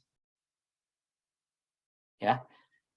Yang kita perlukan adalah transformasi terlebih dahulu, ya, Bapak Ibu sekalian. Seperti halnya saya telah bertransformasi dengan proses yang amat sangat menyakitkan. Ya, saya enggak gila itu udah bagus. Ya, hubungan baik saya sama orang tua itu sempat jelek sekali. Ya, itu karena ya saya menghadapi masalah yang luar biasa. Ya, saya bisa katakan tidak tertanggungkan gitu. Jujur aja, saya pernah sampai ngomong gini sama ibu saya gitu ya, dalam suatu perdebatan gitu. Ya kan, saya ngomong sama ibu saya, Mami, jika hidup saya cuman segini aja, ya, tahu gitu saya nggak usah minta dilahirkan. Dan itu membuat dia menangis sejadi-jadinya. Kamu kenapa ngomong seperti itu, Peter? Gitu kan. Mami sangat menyesal kamu ngomong seperti itu. Ya, itu adalah sakit hati saya terdalam terhadap hidup ini dan bahkan terhadap Tuhan. Itu gugatan saya terhadap Tuhan. Ya, tapi Tuhan Maha Baik, ya. Dia tidak menghukum saya, tapi dia menyadarkan saya lewat orang-orang yang saya jumpai di perjalanan. Orang-orang asing, Bapak Ibu ya. Orang-orang asing menyadarkan saya bahwa oh ya, Tuhan itu guru. Ya. Guru sedang diam saja melihat muridnya yang sangat siap. Gitu. Ya. Bagaimana mempersiapkan diri kita inner transformasi, ya. Transformasi internal diri kita. Dari saya sekian, Bapak Ibu, ya silakan kalau ada sesi tanya jawab. Terima kasih atas peran sertanya. Terima kasih Om Pit, luar biasa. Saya tahan napas terus dari tadi ya, nggak boleh kedip, nggak boleh napas keluar dari ini, jadi luar biasa. Saya pikir teman-teman sependapat semuanya ya, pengalaman luar biasa dan harusnya sih banyak hal yang bisa kita petik, tapi nggak cukup kita petik, harusnya kita lakukan hal yang sama seperti Om Pit berproses. Baik, teman-teman silahkan ada pertanyaan, Om Pit langsung saya lihat ya di chat ada sebentar. Ada Mbak Jenny ya. Mbak Jenny bisa open mic aja Mbak, silakan Mbak. Halo Mbak Jenny. Selamat malam. Apa kabar Mbak? Baik, Pak. Senang ketemu di sini. Silakan Mbak, silakan. Ya, jadi saya mohon izin untuk mengajukan pertanyaan saya. Jadi saya terkait dengan apa yang Bapak sampaikan, saya pernah menuliskan beberapa weakness saya, honestly, pada resume saya, dan di saat yang sama saya juga pernah ditolak oleh perusahaan yang jelas-jelas saya impikan karena hal tersebut, yaitu kelemahan saya. Ya, Padahal saya berharap itu ada kesempatan untuk saya bisa diterima kerja di perusahaan ini dan ya, grow bareng tim dan ya, develop karir saya. ya, Tapi ternyata saya di-reject dan replace ya, oleh kandidat lain yang terlihat lebih meyakinkan dari saya. Yang ya, padahal saya yakini kemauan saya itu cukup tinggi untuk bisa grow dan ya, berhasil bersama tim di perusahaan tersebut. Nah, ya. pertanyaan saya, Pak, bagaimana cara perusahaan menilai keberhasilan kinerja stafnya sementara yang Ya. punya kemauan selama proses interview berlangsung di awal saja itu udah di-reject, Pak? Thank Ya, you. ini pertanyaan bagus ya dari Mbak Jenny, dan ini juga sebenarnya pertanyaan banyak pencari kerja dan peneliti karir, ya. Jadi gini, Mbak Jenny ya, apa tujuan saya waktu tadi di cerita saya ya, itu menuliskan kekurangan, ya, nggak tanggung-tanggung 7 kekurangan itu saya tulis di CV, belak-belakan. Bahkan saya tulis semua klien saya gitu. Nih, lu take it or leave it, terserah, ya. Dari sikap saya yang take it or leave it itu, Mbak Jenny ya, Mbak Jenny sudah bisa menyimpulkan satu hal, bahwa saya tidak berekspektasi apapun terhadap siapapun. Oke, ya. Karena apa? Saya sudah kenyang dengan drama-drama rekrutmen. Ya, seperti halnya teman-teman sekalian. Ya, perasaan-perasaan Mbak Jenny ini saya alami ribuan kali, Mbak. Ya, sampai sakit hati gitu, sampai saya bisa menuliskan artikel panjang yang dibaca ribuan orang gitu ketika menceritakan hal ini. Nah, pada akhirnya apa? Pada akhirnya saya tidak berekspektasi, tampil apa adanya, dan akhirnya ada yang berjodoh. yang berjodoh adalah yang sudah menerima kekurangan saya. Jadi tujuan kita menulis sesuatu secara jujur di CV adalah untuk memastikan ya yang pada akhirnya memilih kita itu cocok dengan kita, bukan yang kita ekspektasikan ya Mbak Jenny ya. Karena apa? Ya. Karena kalau soal perusahaan impian, saya juga dulu di media pernah punya perusahaan impian ya Mbak Jenny dan kawan-kawan sekalian. Saya baru di usaha keempat kalinya baru bisa menjebol itu perusahaan masuk. Itu pun setelah saya sebelumnya menjadi founder, setelah saya sebelumnya mengumpulkan portfolio gitu ya. Nah, ini adalah hal yang harus kita sikapi dengan tepat sebenarnya ya. Karena apa? Sekali lagi saya ngomongnya skill set tadi, bukan skill ya. Tadi Mbak Jenny ngomong bahwa padahal kalau soal kemauan, soal ini segala bla bla bla, saya yakin saya menang Pak Peter gitu ya. Nah, memang masalahnya rekruter ini kan manusia juga ya, Mbak ya gitu. Sistem rekrutmen ini isinya manusia semua gitu. Jadi faktor subjektivitas itu akan selalu ada. Ya, mau kata dia pakai HRIS kayak mau pakai rekrutmen assessment online kayak gitu, di baliknya itu manusia. Ya, karena saya banyak melihat perusahaan yang pakai teknologi rekrutmen ya, assessment ini itu gitu ya. Terus usernya menilai, tapi saya kok sukanya sama dia ya gitu ya. Ya udah saya rekrut aja gitu. Gitu kan. Gitu.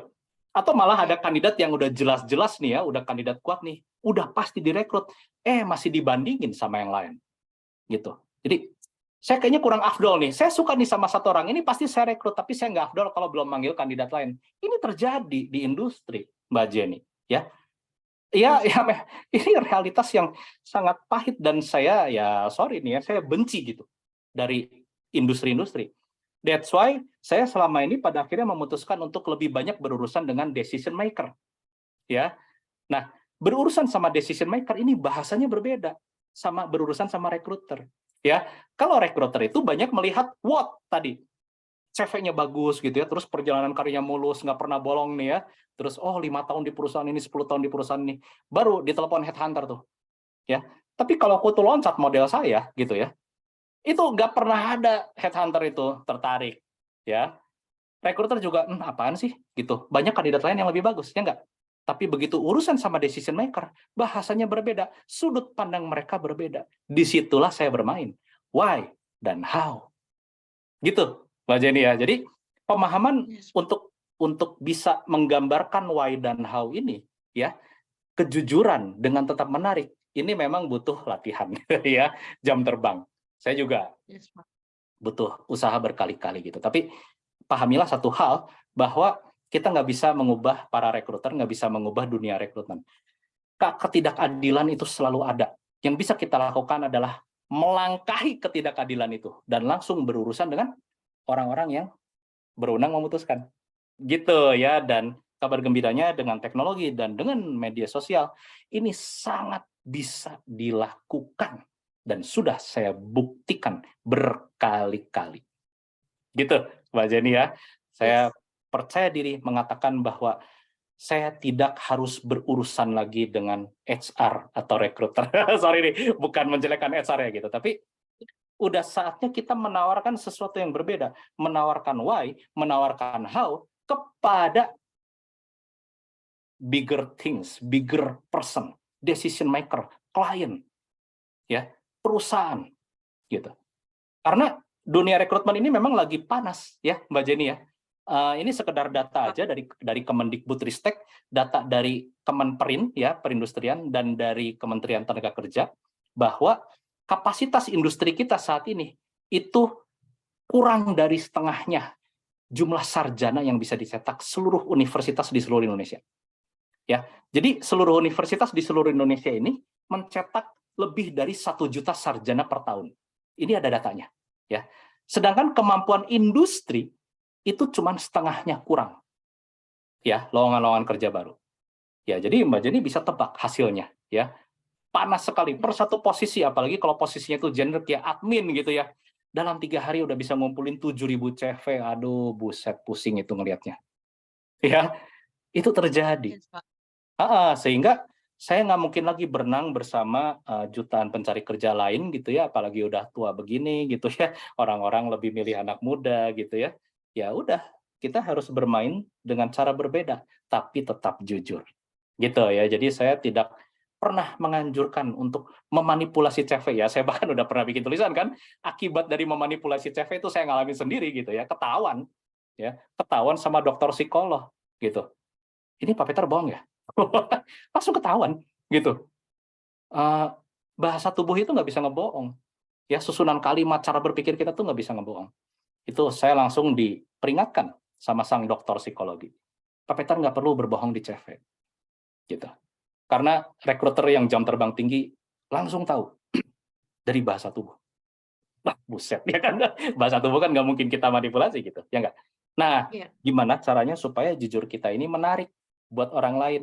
Ya, kita berurusanlah dengan mereka yang berbeda nih. Gitu. Ya, Mbak Jenny ya, semoga Ya, menolong. ya. Thank you, Pak. Iya, Mantap. oke.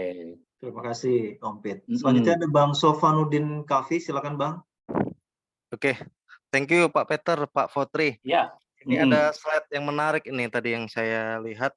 3 hal Ya. penting yang saya buang ya, tidak menawarkan pengalaman mentereng, tapi 5 hal untuk perubahan ya. Ada yang pemasukan perusahaan, menghemat pengeluaran perusahaan, menyederhanakan proses bisnis, mengurangi tingkat risiko, sama reputasi. Ya. Kalau di dunia sales, Pak, mungkin kita sering ke strategi bisnis ya, apa yang akan kita lakukan setelah bergabung. Nah, sebenarnya kalau kita mau pindah perusahaan itu kita bekerja dimanapun itu sebenarnya jodoh-jodohan ya Pak ya. Ya. Nah, yang saya lakukan ketika ketemu user persis yang Bapak sampaikan tadi, kita harus menawarkan penyelesaian perusahaan di perusahaan yang akan kita lamar gitu. Kayak ada solusi dari kita untuk perubahan yang lebih baik. Ya. Nah, biasanya kita itu nggak selalu ketemu user Pak. Ya mungkin kita selalu menawarkan hal baik dari pengalaman kita, tapi kita selalu nyangkut nih di recruiter yang seperti Bapak bilang tadi. Nggak akan pernah sampai ke user lah. Biasanya kita dari 100 yang kita apply, paling ke user itu 20%. 20 perusahaan. Nah, itu akan menjadi kendala kita Pak untuk untuk memaksimalkan ide kita yang kita punya. Ya. Nah, pertanyaannya gimana Pak menyederhanakan kita untuk bisa menyampaikan gagasan kita untuk ke user langsung nih. Menyederhanakan tanpa perlu proses yang panjang dari recruiter. Tapi kan itu nggak mungkin ya. Karena semua proses itu kan harus ada pintu depannya recruiter lah. Kita harus gedor dulu sebelum kita ke user. Padahal kita bagus nih, kita ada punya ide yang lebih bagus untuk mengembangkan bisnis mereka. Kalau mereka dengar, ya mudah-mudahan saya selalu berhasil ketika saya ketemu user. Betul. Nah, gimana caranya Pak kira-kira kalau kita langsung bisa langsung ke user Pak? Seperti itu sih. Ya, terima kasih. Terima kasih. Mas Kafi ya. Ini memang gini. Betul, tidak semua orang ini berkesempatan atau beruntung itu ketemu user ya. Jadi memang ini sangat disayangkan ya dari dunia rekrutmen juga bahwa yang seringkali yang memutuskan apakah ini kandidat cukup menarik atau enggak untuk dibawa ke user, yaitu rekruter. Rekruter yang notabene ya background-nya itu HR dan belum tentu mengerti dari sudut pandang user, ya enggak? Ini masalahnya gitu. Nah, ini berdasarkan pengalaman saya aja ya gitu ya. Kebanyakan rekruter yang jam terbangnya masih kurang, itu melihat seseorang itu kan berdasarkan perusahaan-perusahaan yang pernah dimasukinnya ya gitu. Jadi, oh pernah kerja di perusahaan gede ini, oh pernah kerja nih, lantas diambil kesimpulan ini pasti hebat. Terus dipanggil ke user. Nah, ini problem. Ya, ini problem. Ini buat saya ini disfungsional ini di sistem rekrutmen. Nah, maka dari itu saya ini aktif di LinkedIn ya, Mas Kafi. Karena apa? Saya sudah capek ya berurusan dengan hambatan-hambatan seperti itu. Jadi saya bisa punya akses langsung ke bukan lagi user gitu ya, malah owner, decision maker gitu. Top management gitu. Nah, gimana caranya supaya kans kita ketemu user lebih besar? Menurut saya ini dari CV, dari bahasa di CV. Ya. Menggambarkan what, why, dan how-nya dalam satu executive summary yang mudah dipahami dan logis, ya, ini nih penting sekali, ya. Seperti halnya kita menggambarkan bisnis kita yang mau kita presentasikan kepada investor hanya dalam satu slide executive summary. Ini skill yang mahal, ya Mas Kavi dan teman-teman sekalian. Gimana caranya melukiskan prestasi dan kemampuan kita atas 5 hal itu ya dengan executive summary di satu halaman CV gitu ya, yang mudah dimengerti. Mungkin ada campuran dari grafis, mungkin menggunakan angka-angka persentase gitu ya. Sehingga ketika pertama kali ngelihat ya, rekruter ini kan langsung ngelihatnya halaman ke-1. Dari halaman ke-1 selama 10 detikan ya, dia akan memutuskan apakah mau ke halaman kedua atau skip gitu. Nah, ini makanya ini pertaruhan penting ya, Mas Kavi. Apa yang kita lakukan atau cantumkan di halaman 1 itu sangat menentukan ya, karena kalau posisi yang banyak pelamarnya ini krusial ya. Jadi rekruter langsung bisa ngelihat, oke, ini nih yang dicari gitu. Padahal latar belakangnya misalnya bukan dari sales gitu rekruter itu. Gitu ya Mas Kavi. Dari saya hanya bisa menjawab seperti itu, bahwa saya sudah buktikan ya di posisi terakhir saya ini di kantor saya ini, ya itu kan, aduh ya kan ini apa yang mau ditonjol ini gini ya, gue kutu loncat ini segala gitu ya, penuh kekurangan, penuh dosa lah gitu di dunia karir gitu ya. Nah tapi ternyata saya punya 2 keyword yang bisa saya jual ya, dan keyword itu tentu tidak berlaku ketika saya melamar sebagai HR. Ini ya, jadi konteks lamarannya juga memegang peranan penting. Saya melamar sebagai public relation gitu. Di public relation inilah yang saya tonjolkan sebagai proven itu mendapatkan konteks yang pas. Gitu ya Mas ya.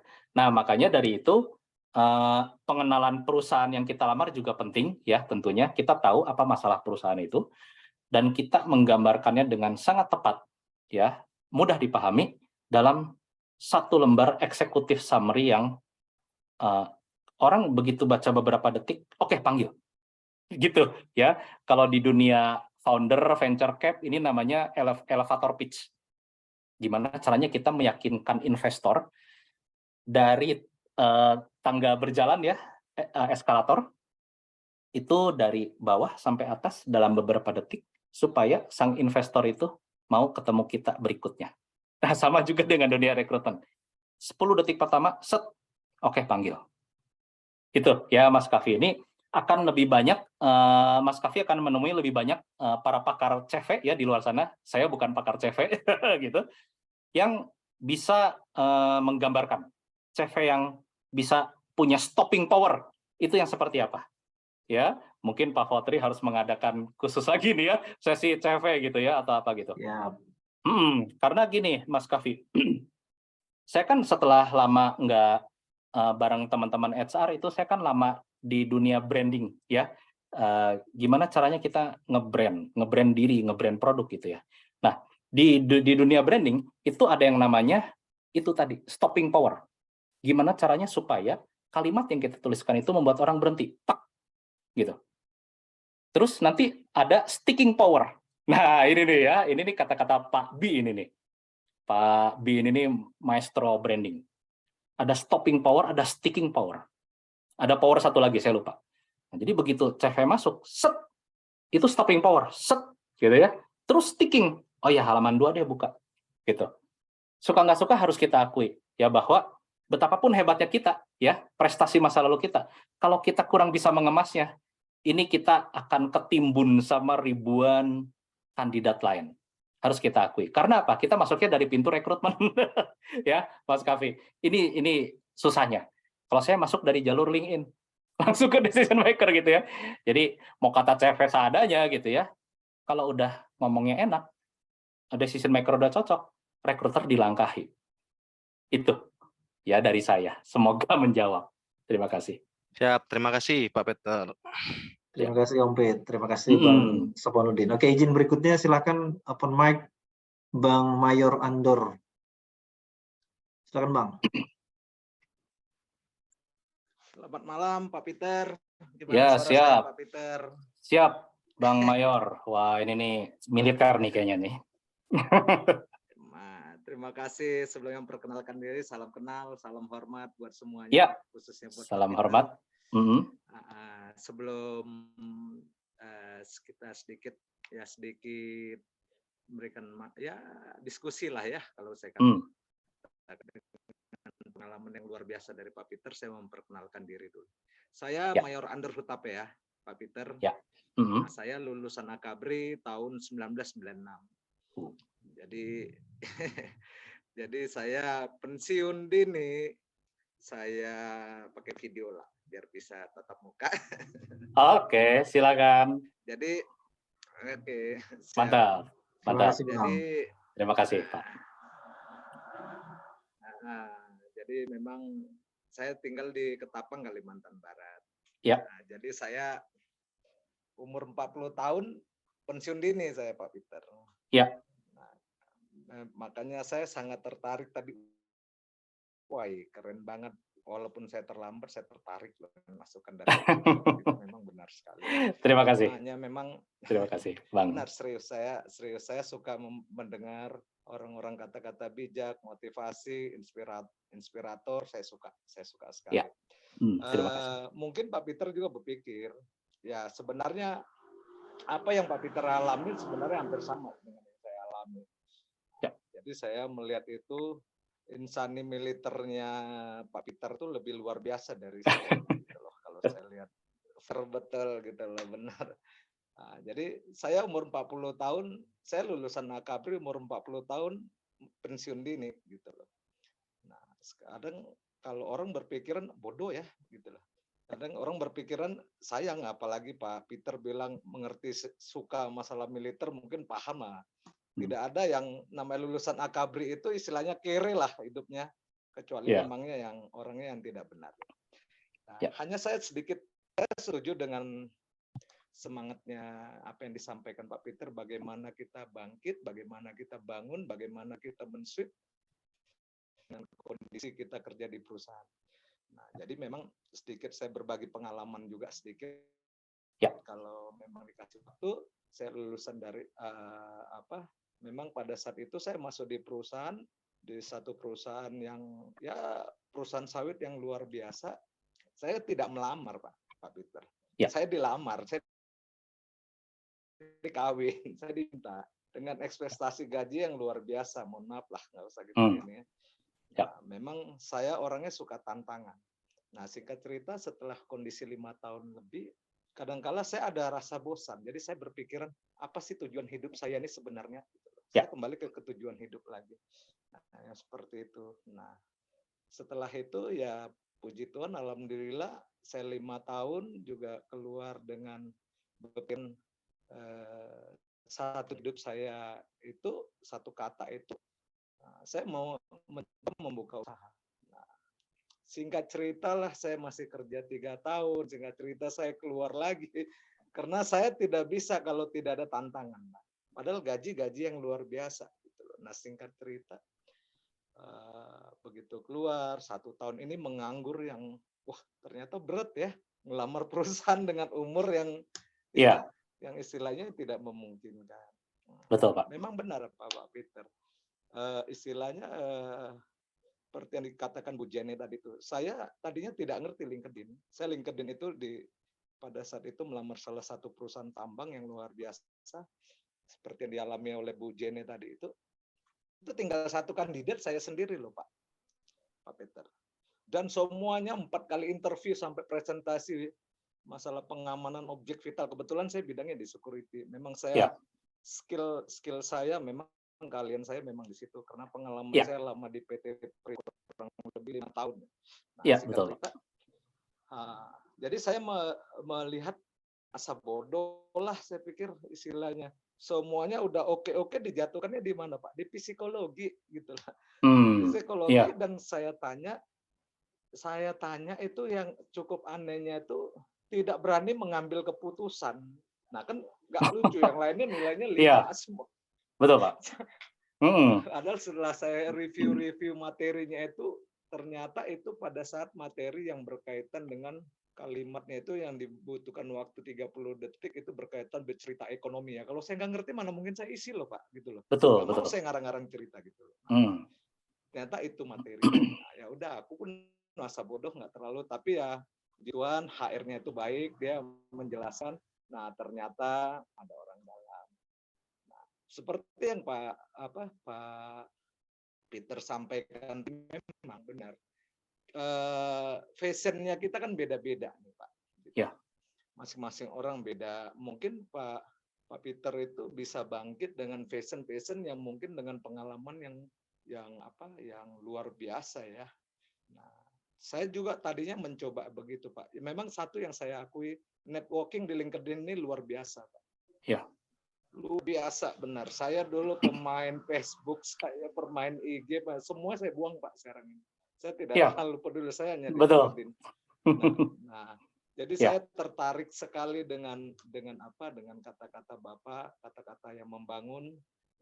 Satu kata, ya mohon maaf, kebetulan saya Nasrani, kebetulan ayat itu ada juga di ajaran saya, yang mengatakan cerdik seperti ular, tulus seperti merpati.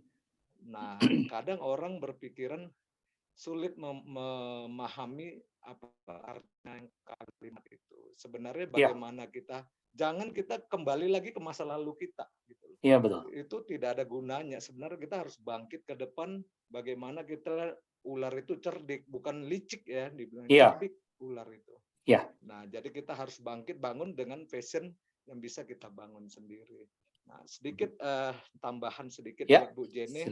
Seperti catatan saya tadi itu, nggak usah pernah mau ambil pusing deh dengan HR. Kalau saya sih, saya kebetulan fighter, kebetulan saya tidak pernah mau gagal. Ya intinya kita harus bisa bernetworking, kita harus banyak belajar. Yang ketiga ya kita harus menunjukkan siapa diri kita sebenarnya. Kalau kita tidak menunjukkan diri kita siapa, ya medianya apa, yaitu LinkedIn kita bisa berjuang. Saya mohon maaf sebelumnya saya memang suka posting, setidaknya saya upayakan ada sesuatu yang punya view, yang punya value yang bisa saya berikan di LinkedIn. Masalah orang menilainya itu negatif itu urusan kita, tapi kita harus berani tampilnya. Betul. Mungkin itu saja, mungkin sedikit masukan saya. Intinya ya terima kasih Pak Peter, luar biasa. Terima kasih Pak Mayor Andor. Tadi saya ngajak berteman itu Pak Peter. Terima kasih Pak Peter.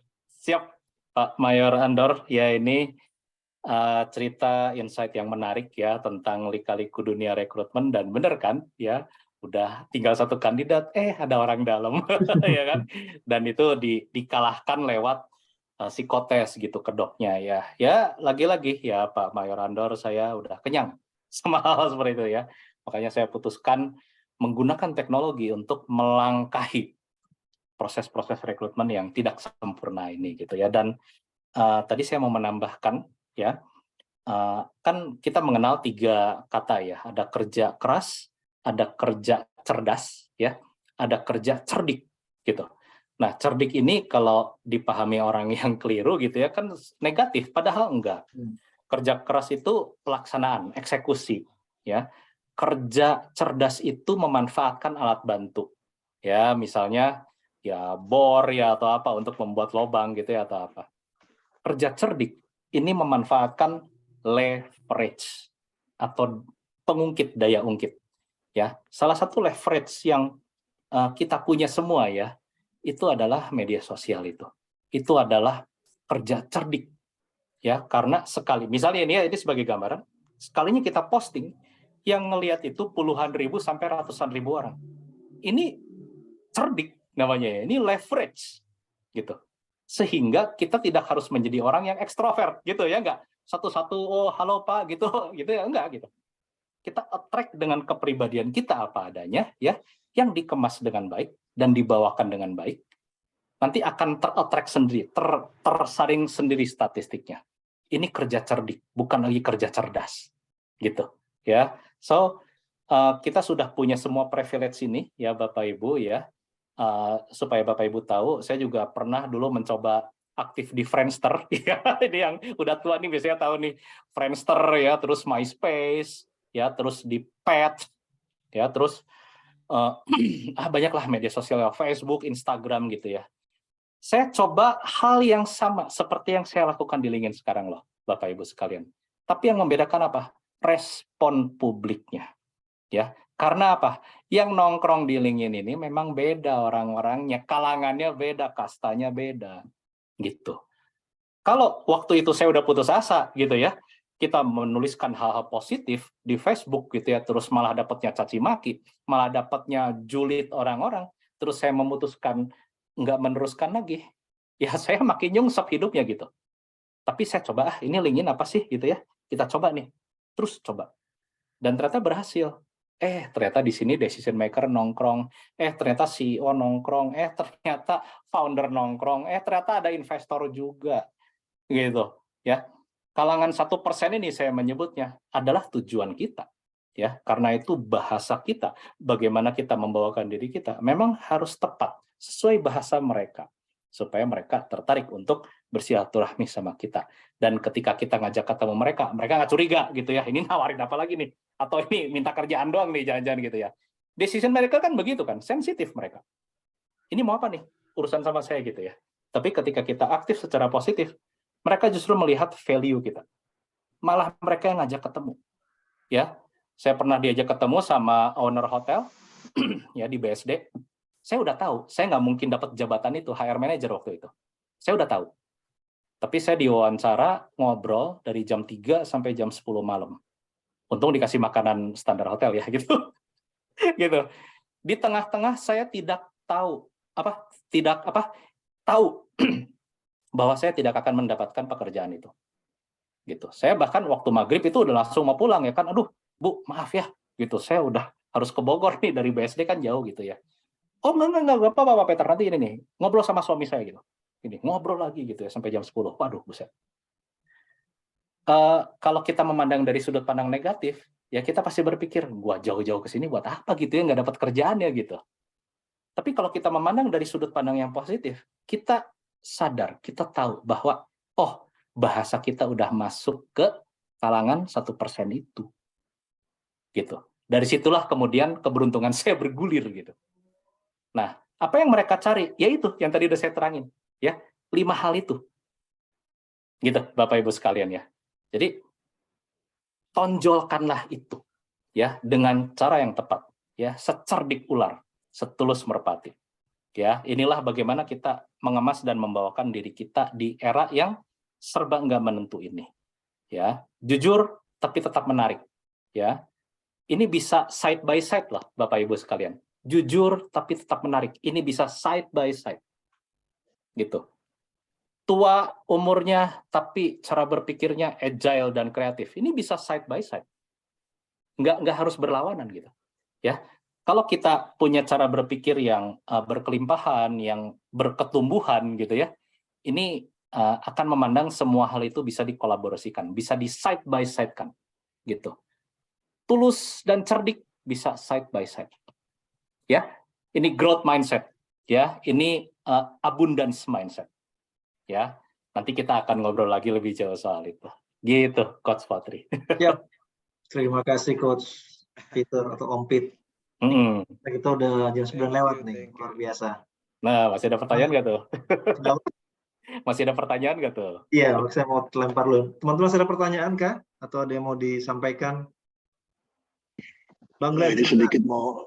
Ya, oke. Terima kasih. Selamat malam, Bang Putri. Glenn nih. Suhu saya nih. Cuman beda 4 tahun, Pak Peter. Siap. Jadi gini, ini menarik ya, karena saya juga salah satu saksi hidup ini sama Peter. Di tahun 2019 ketemu saya di salah satu tempat pekerjaan saya di daerah Ciater. Iya. Jadi dari hari ini nih, saya semakin yakin bahwa betul bahwa memang tidak semua orang dilahirkan sebagai seorang motivator atau sebagai seorang yang memberikan semangat. Makanya tadi kan bilang, saya nggak setuju kalau dibilang orang bahwa Pak Peter itu adalah seorang motivator. Iya. Karena dia adalah seorang misionaris ini sebenarnya. Misionaris. Gitu. Jadi kenapa saya bilang begitu? Karena teorinya, saya ngomong jadi bahasa ini, jadi bahasa keilmuan. Jadi teorinya Pak Peter ini semua antitesis, kontra logika, sama majap perspektif udah. Ya, dan apa yang dipercayain orang, itu kalau sama Pak Peter semuanya sudah berbalik 180 derajat. Tetapi, gitu kan, apa yang disampaikan oleh Pak Peter itu mungkin tidak semua orang mengalami. Gitu. Kalau mungkin ada 1-2 yang mengalami juga, saya juga sempat mengalami seperti itu, dikejar-kejar sama tukang kredit gitu ya, pernah waktu itu. Jadi artinya kita mengalami yang namanya masa-masa kehilangan itu, Pak Peter ya. Jadi tapi bukan berarti itu justru merupakan, kalau yang tadi Pak Peter bilang hukuman gitu ya, itu malah justru malah merupakan yang saya bilang tadi, kontra logika sama antitesis. Justru malah karena kita kehilangan itulah kita diberikan sebuah kekuatan untuk bangkit gitu kan. Makanya saya kan selalu percaya bahwa kenapa alasan kita jatuh ya karena kita supaya bisa tahu caranya bangkit gitu. Jadi saya melihat itu dari ceritanya Pak Peter. Jadi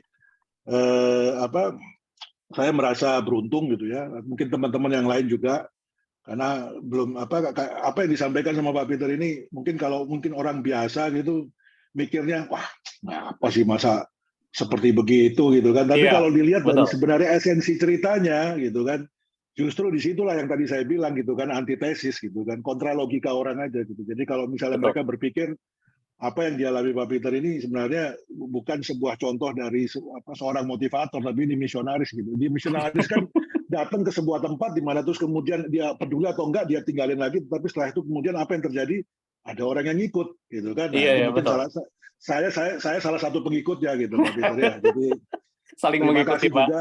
Ya, terima kasih juga karena obrolan kita kemarin di Ciater itu juga meskipun hanya sekitar 1-2 jam, tapi itu cukup berkesan ya, karena setelah dari sana saya sekarang di tempat ini itu juga sama. Begitu ketemu sama owner, yang saya bilang adalah, Pak, saya nggak bisa Excel, saya nggak bisa hitung-hitungan, saya nggak bisa hitung payroll atau jadi hal-hal yang negatif itu yang pertama saya bukan negatif, weaknesses, kelemahan. Gitu. Tapi ya justru itu yang saya bilang kan, di situ kita kemudian belajar bahwa orang melihat bukan dari menterengnya CV atau apa, tetapi ya itu tadi, satu, kejujuran. Itu yang penting.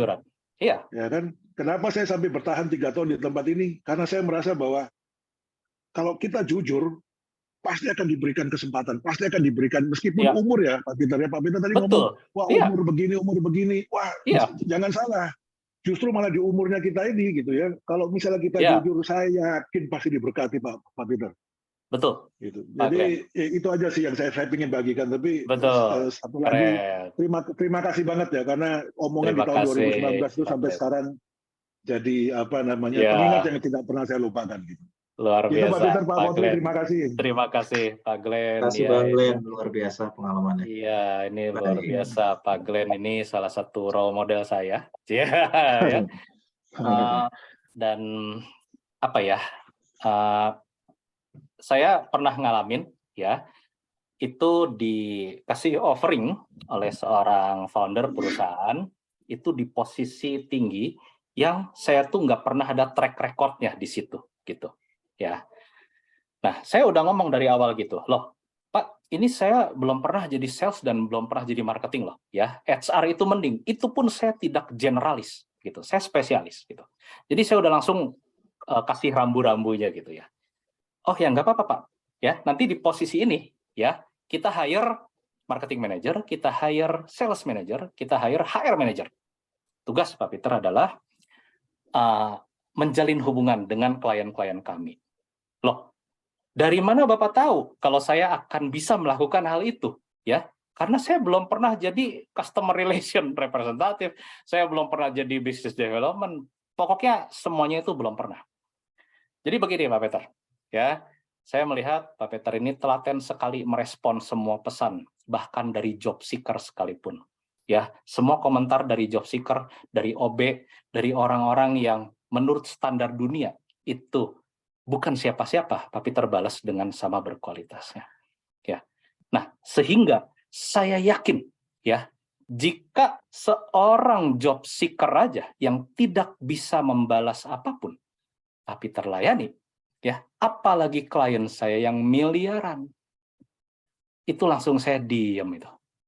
Bener juga ya, gitu.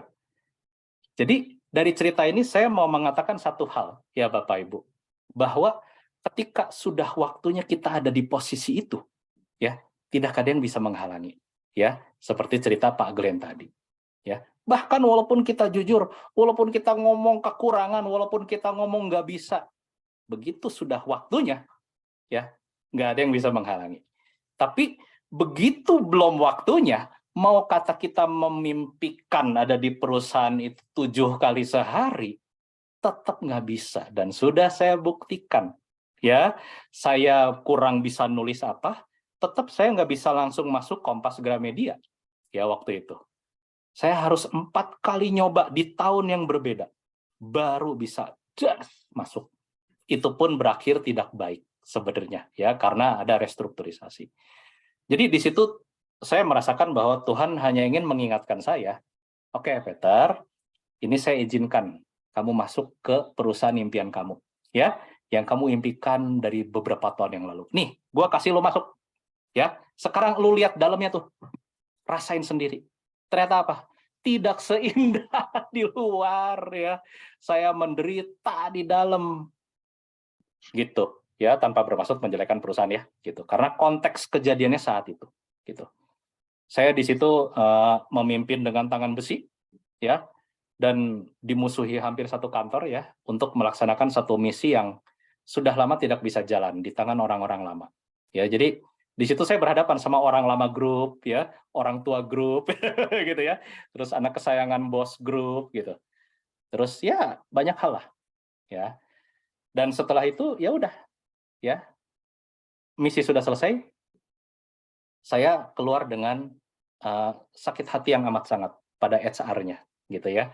Karena sudah tinggal PKWTT 1 bulan lagi nih, ya, 1 bulan lagi. Udah 1 bulan lagi jadi karyawan tetap, langsung dipindah ke unit lain. Dan itu perjanjian kerja di reset dari nol lagi. Oh ya, Pak Peter, ini PKWT ya 2 tahun. Gila. Buat apa saya gitu kemarin gitu? Wah, saya mencak-mencak itu di ruangan HR gitu kan. Saya pidato Soekarno waktu itu. Saya nggak terima gitu. Nah, kenapa saya marah? Kenapa saya nggak terima? Karena waktu itu saya masih menganggap bahwa status hubungan kerja adalah segalanya. Ya, PKWTT ini, waduh, ya kan, dewa nih. Gitu ya. Ternyata nggak sama sekali. Ya, setelah sakit hati itu saya resign, dan beberapa bulan kemudian 8 orang resign.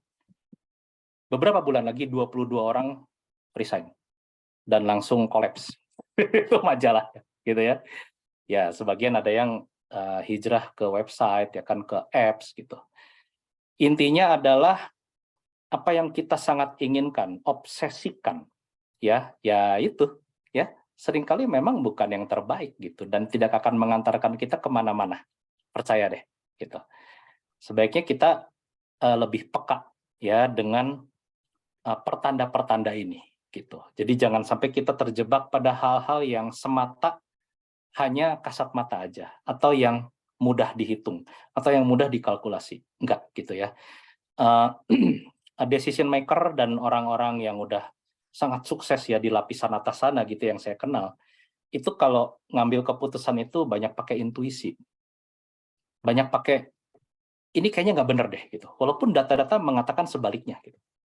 Nah ini ya, tadi kata Pak Glenn gitu ya, antitesis gitu.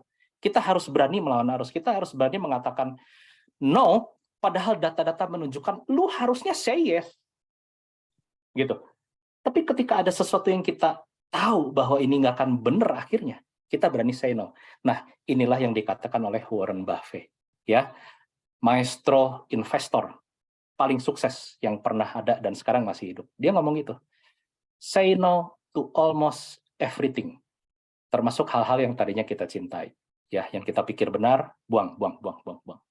Ya, yang kita bawa pada akhirnya adalah transferable skill set, ya, karakter kita, ya, kekuatan mental kita, spiritualitas kita, ya, hubungan baik kita dengan Tuhan yang, ya, didasari dengan paradigma yang tepat, gitu ya, bukan dengan paradigma yang logis, gitu ya. Tuhan, saya udah berbuat baik ini ya, tolong dong kasih saya hidup yang mudah gitu, enggak gitu. Ya, tadi ada Pak Mayor Andor ya udah tahu kan ya pasti yaitu peraih Adi Makayasa gitu kan, penghargaan tertinggi di militer dan kepolisian gitu. Ya, peraih penghargaan itu pun kan sama-sama disiksa di latihan, ya nggak? Nggak terus yang pinter banget itu terus bisa enak-enak gitu ya di saat teman-teman latihan, ya enggak gitu. Semuanya mendapatkan porsi latihan yang sama, dan mendapatkan resiko ditempatkan di medan perang yang sama juga sama teman-teman yang lainnya gitu. Ya, so marilah kita memandang kehidupan ini dengan paradigma yang lebih tepat ya. Kadang-kadang yang kita lakukan itu sebenarnya hanya perlu reframing aja, mengubah sudut pandang aja gitu. Dan setelahnya everything fall into place. Semuanya akan rapih sesuai rencana awal kita setelah kita mengubah paradigma itu. Gitu. Dan tentu saja perubahan paradigma harus diikuti dengan perubahan cara kita, ya, how-nya gitu. How untuk mencapai why-nya itu. Ya, sehingga ketika kita dibantai oleh recruiter atau user atau decision maker, kamu kenapa melakukan ini di saat itu? Kita bisa menjawab dengan detail, ya, presisi A to Z. Dan disitulah kita akan dilihat sebagai orang yang selain jujur, juga berkompeten, mampu, dan memang walk the talk, ya, menjalankan apa yang dikatakan.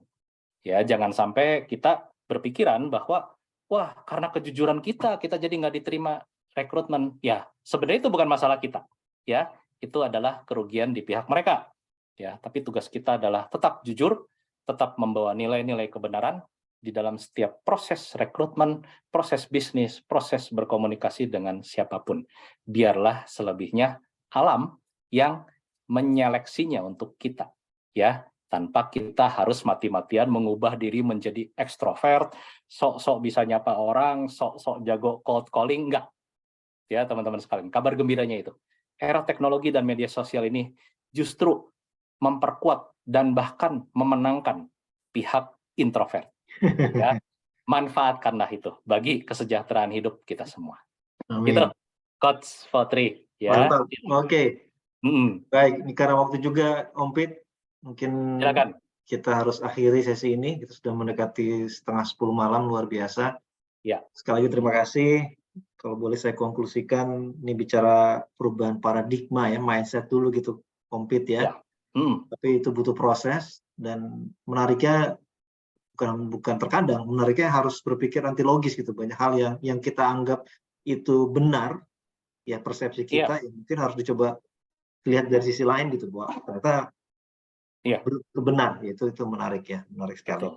Dan harus Pak diikuti Fotri. dengan, ya Mas Eko. Saya izin Mas menit Eko.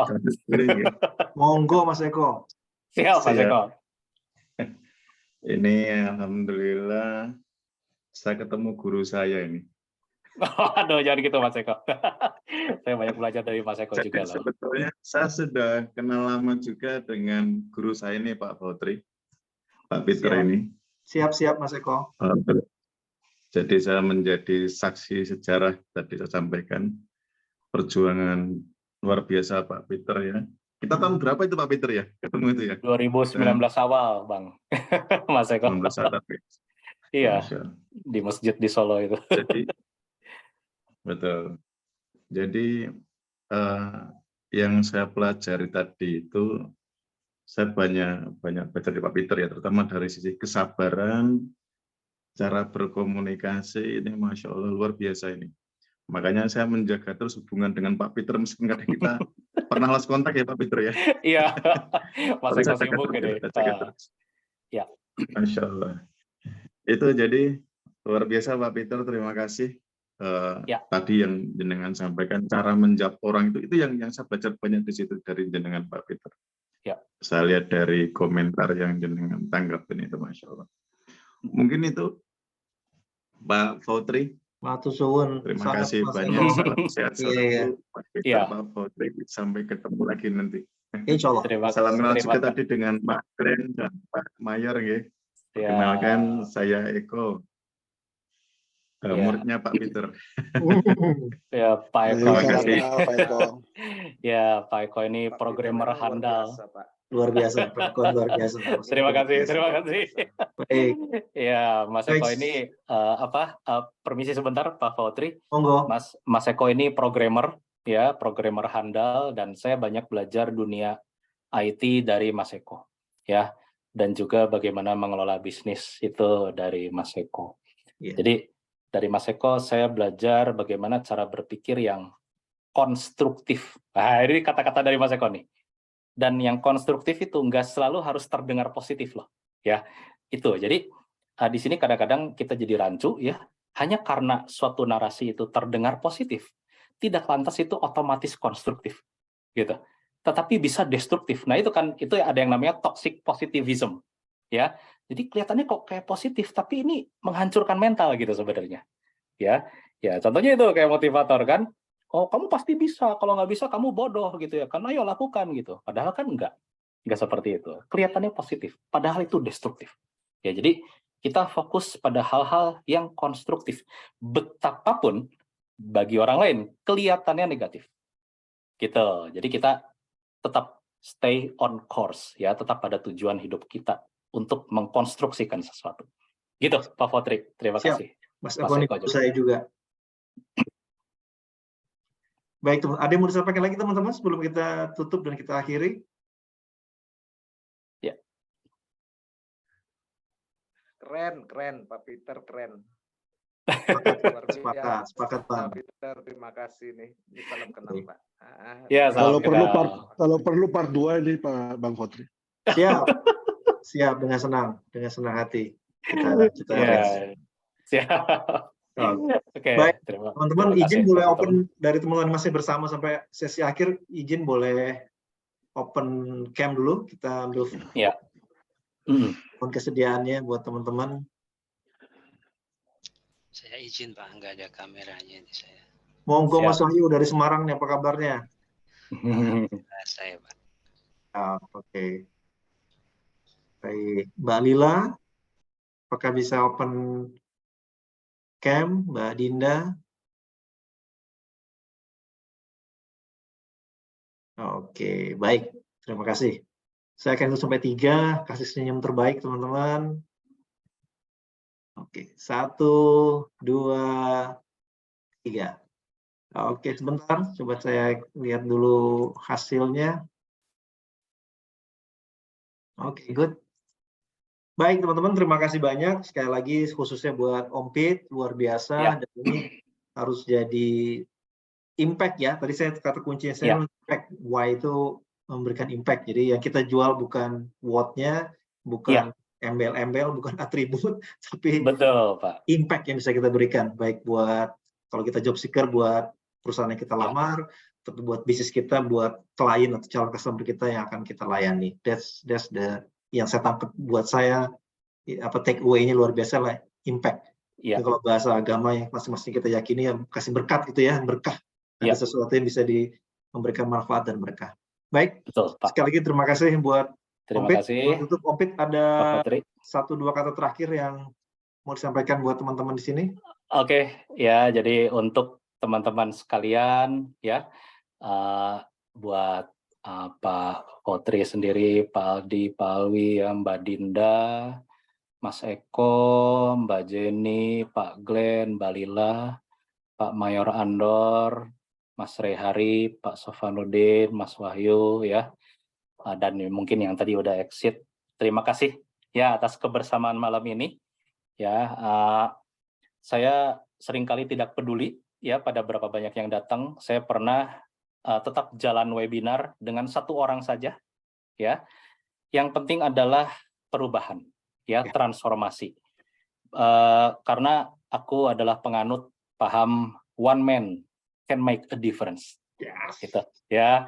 Jadi 1 orang yang berubah itu lebih berkekuatan besar daripada 10 orang yang bebal dan tidak mau berubah, gitu Pak Fotri. Jadi terima kasih untuk waktunya dan terima kasih pada Pak Fotri juga untuk penyelenggaraannya, ya. Sampai jumpa di lain kesempatan dan di LinkedIn juga.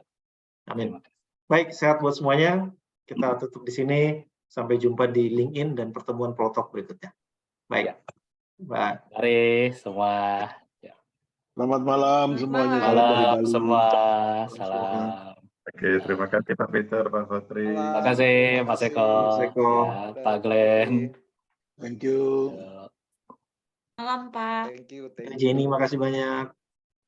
Mas Wahyu, makasih. Ya, terima kasih Pak. Iya, Pak Mayor. Sampai ketemu, insya Allah ada kesempatan main ke Ketapang nih. Pak Peter.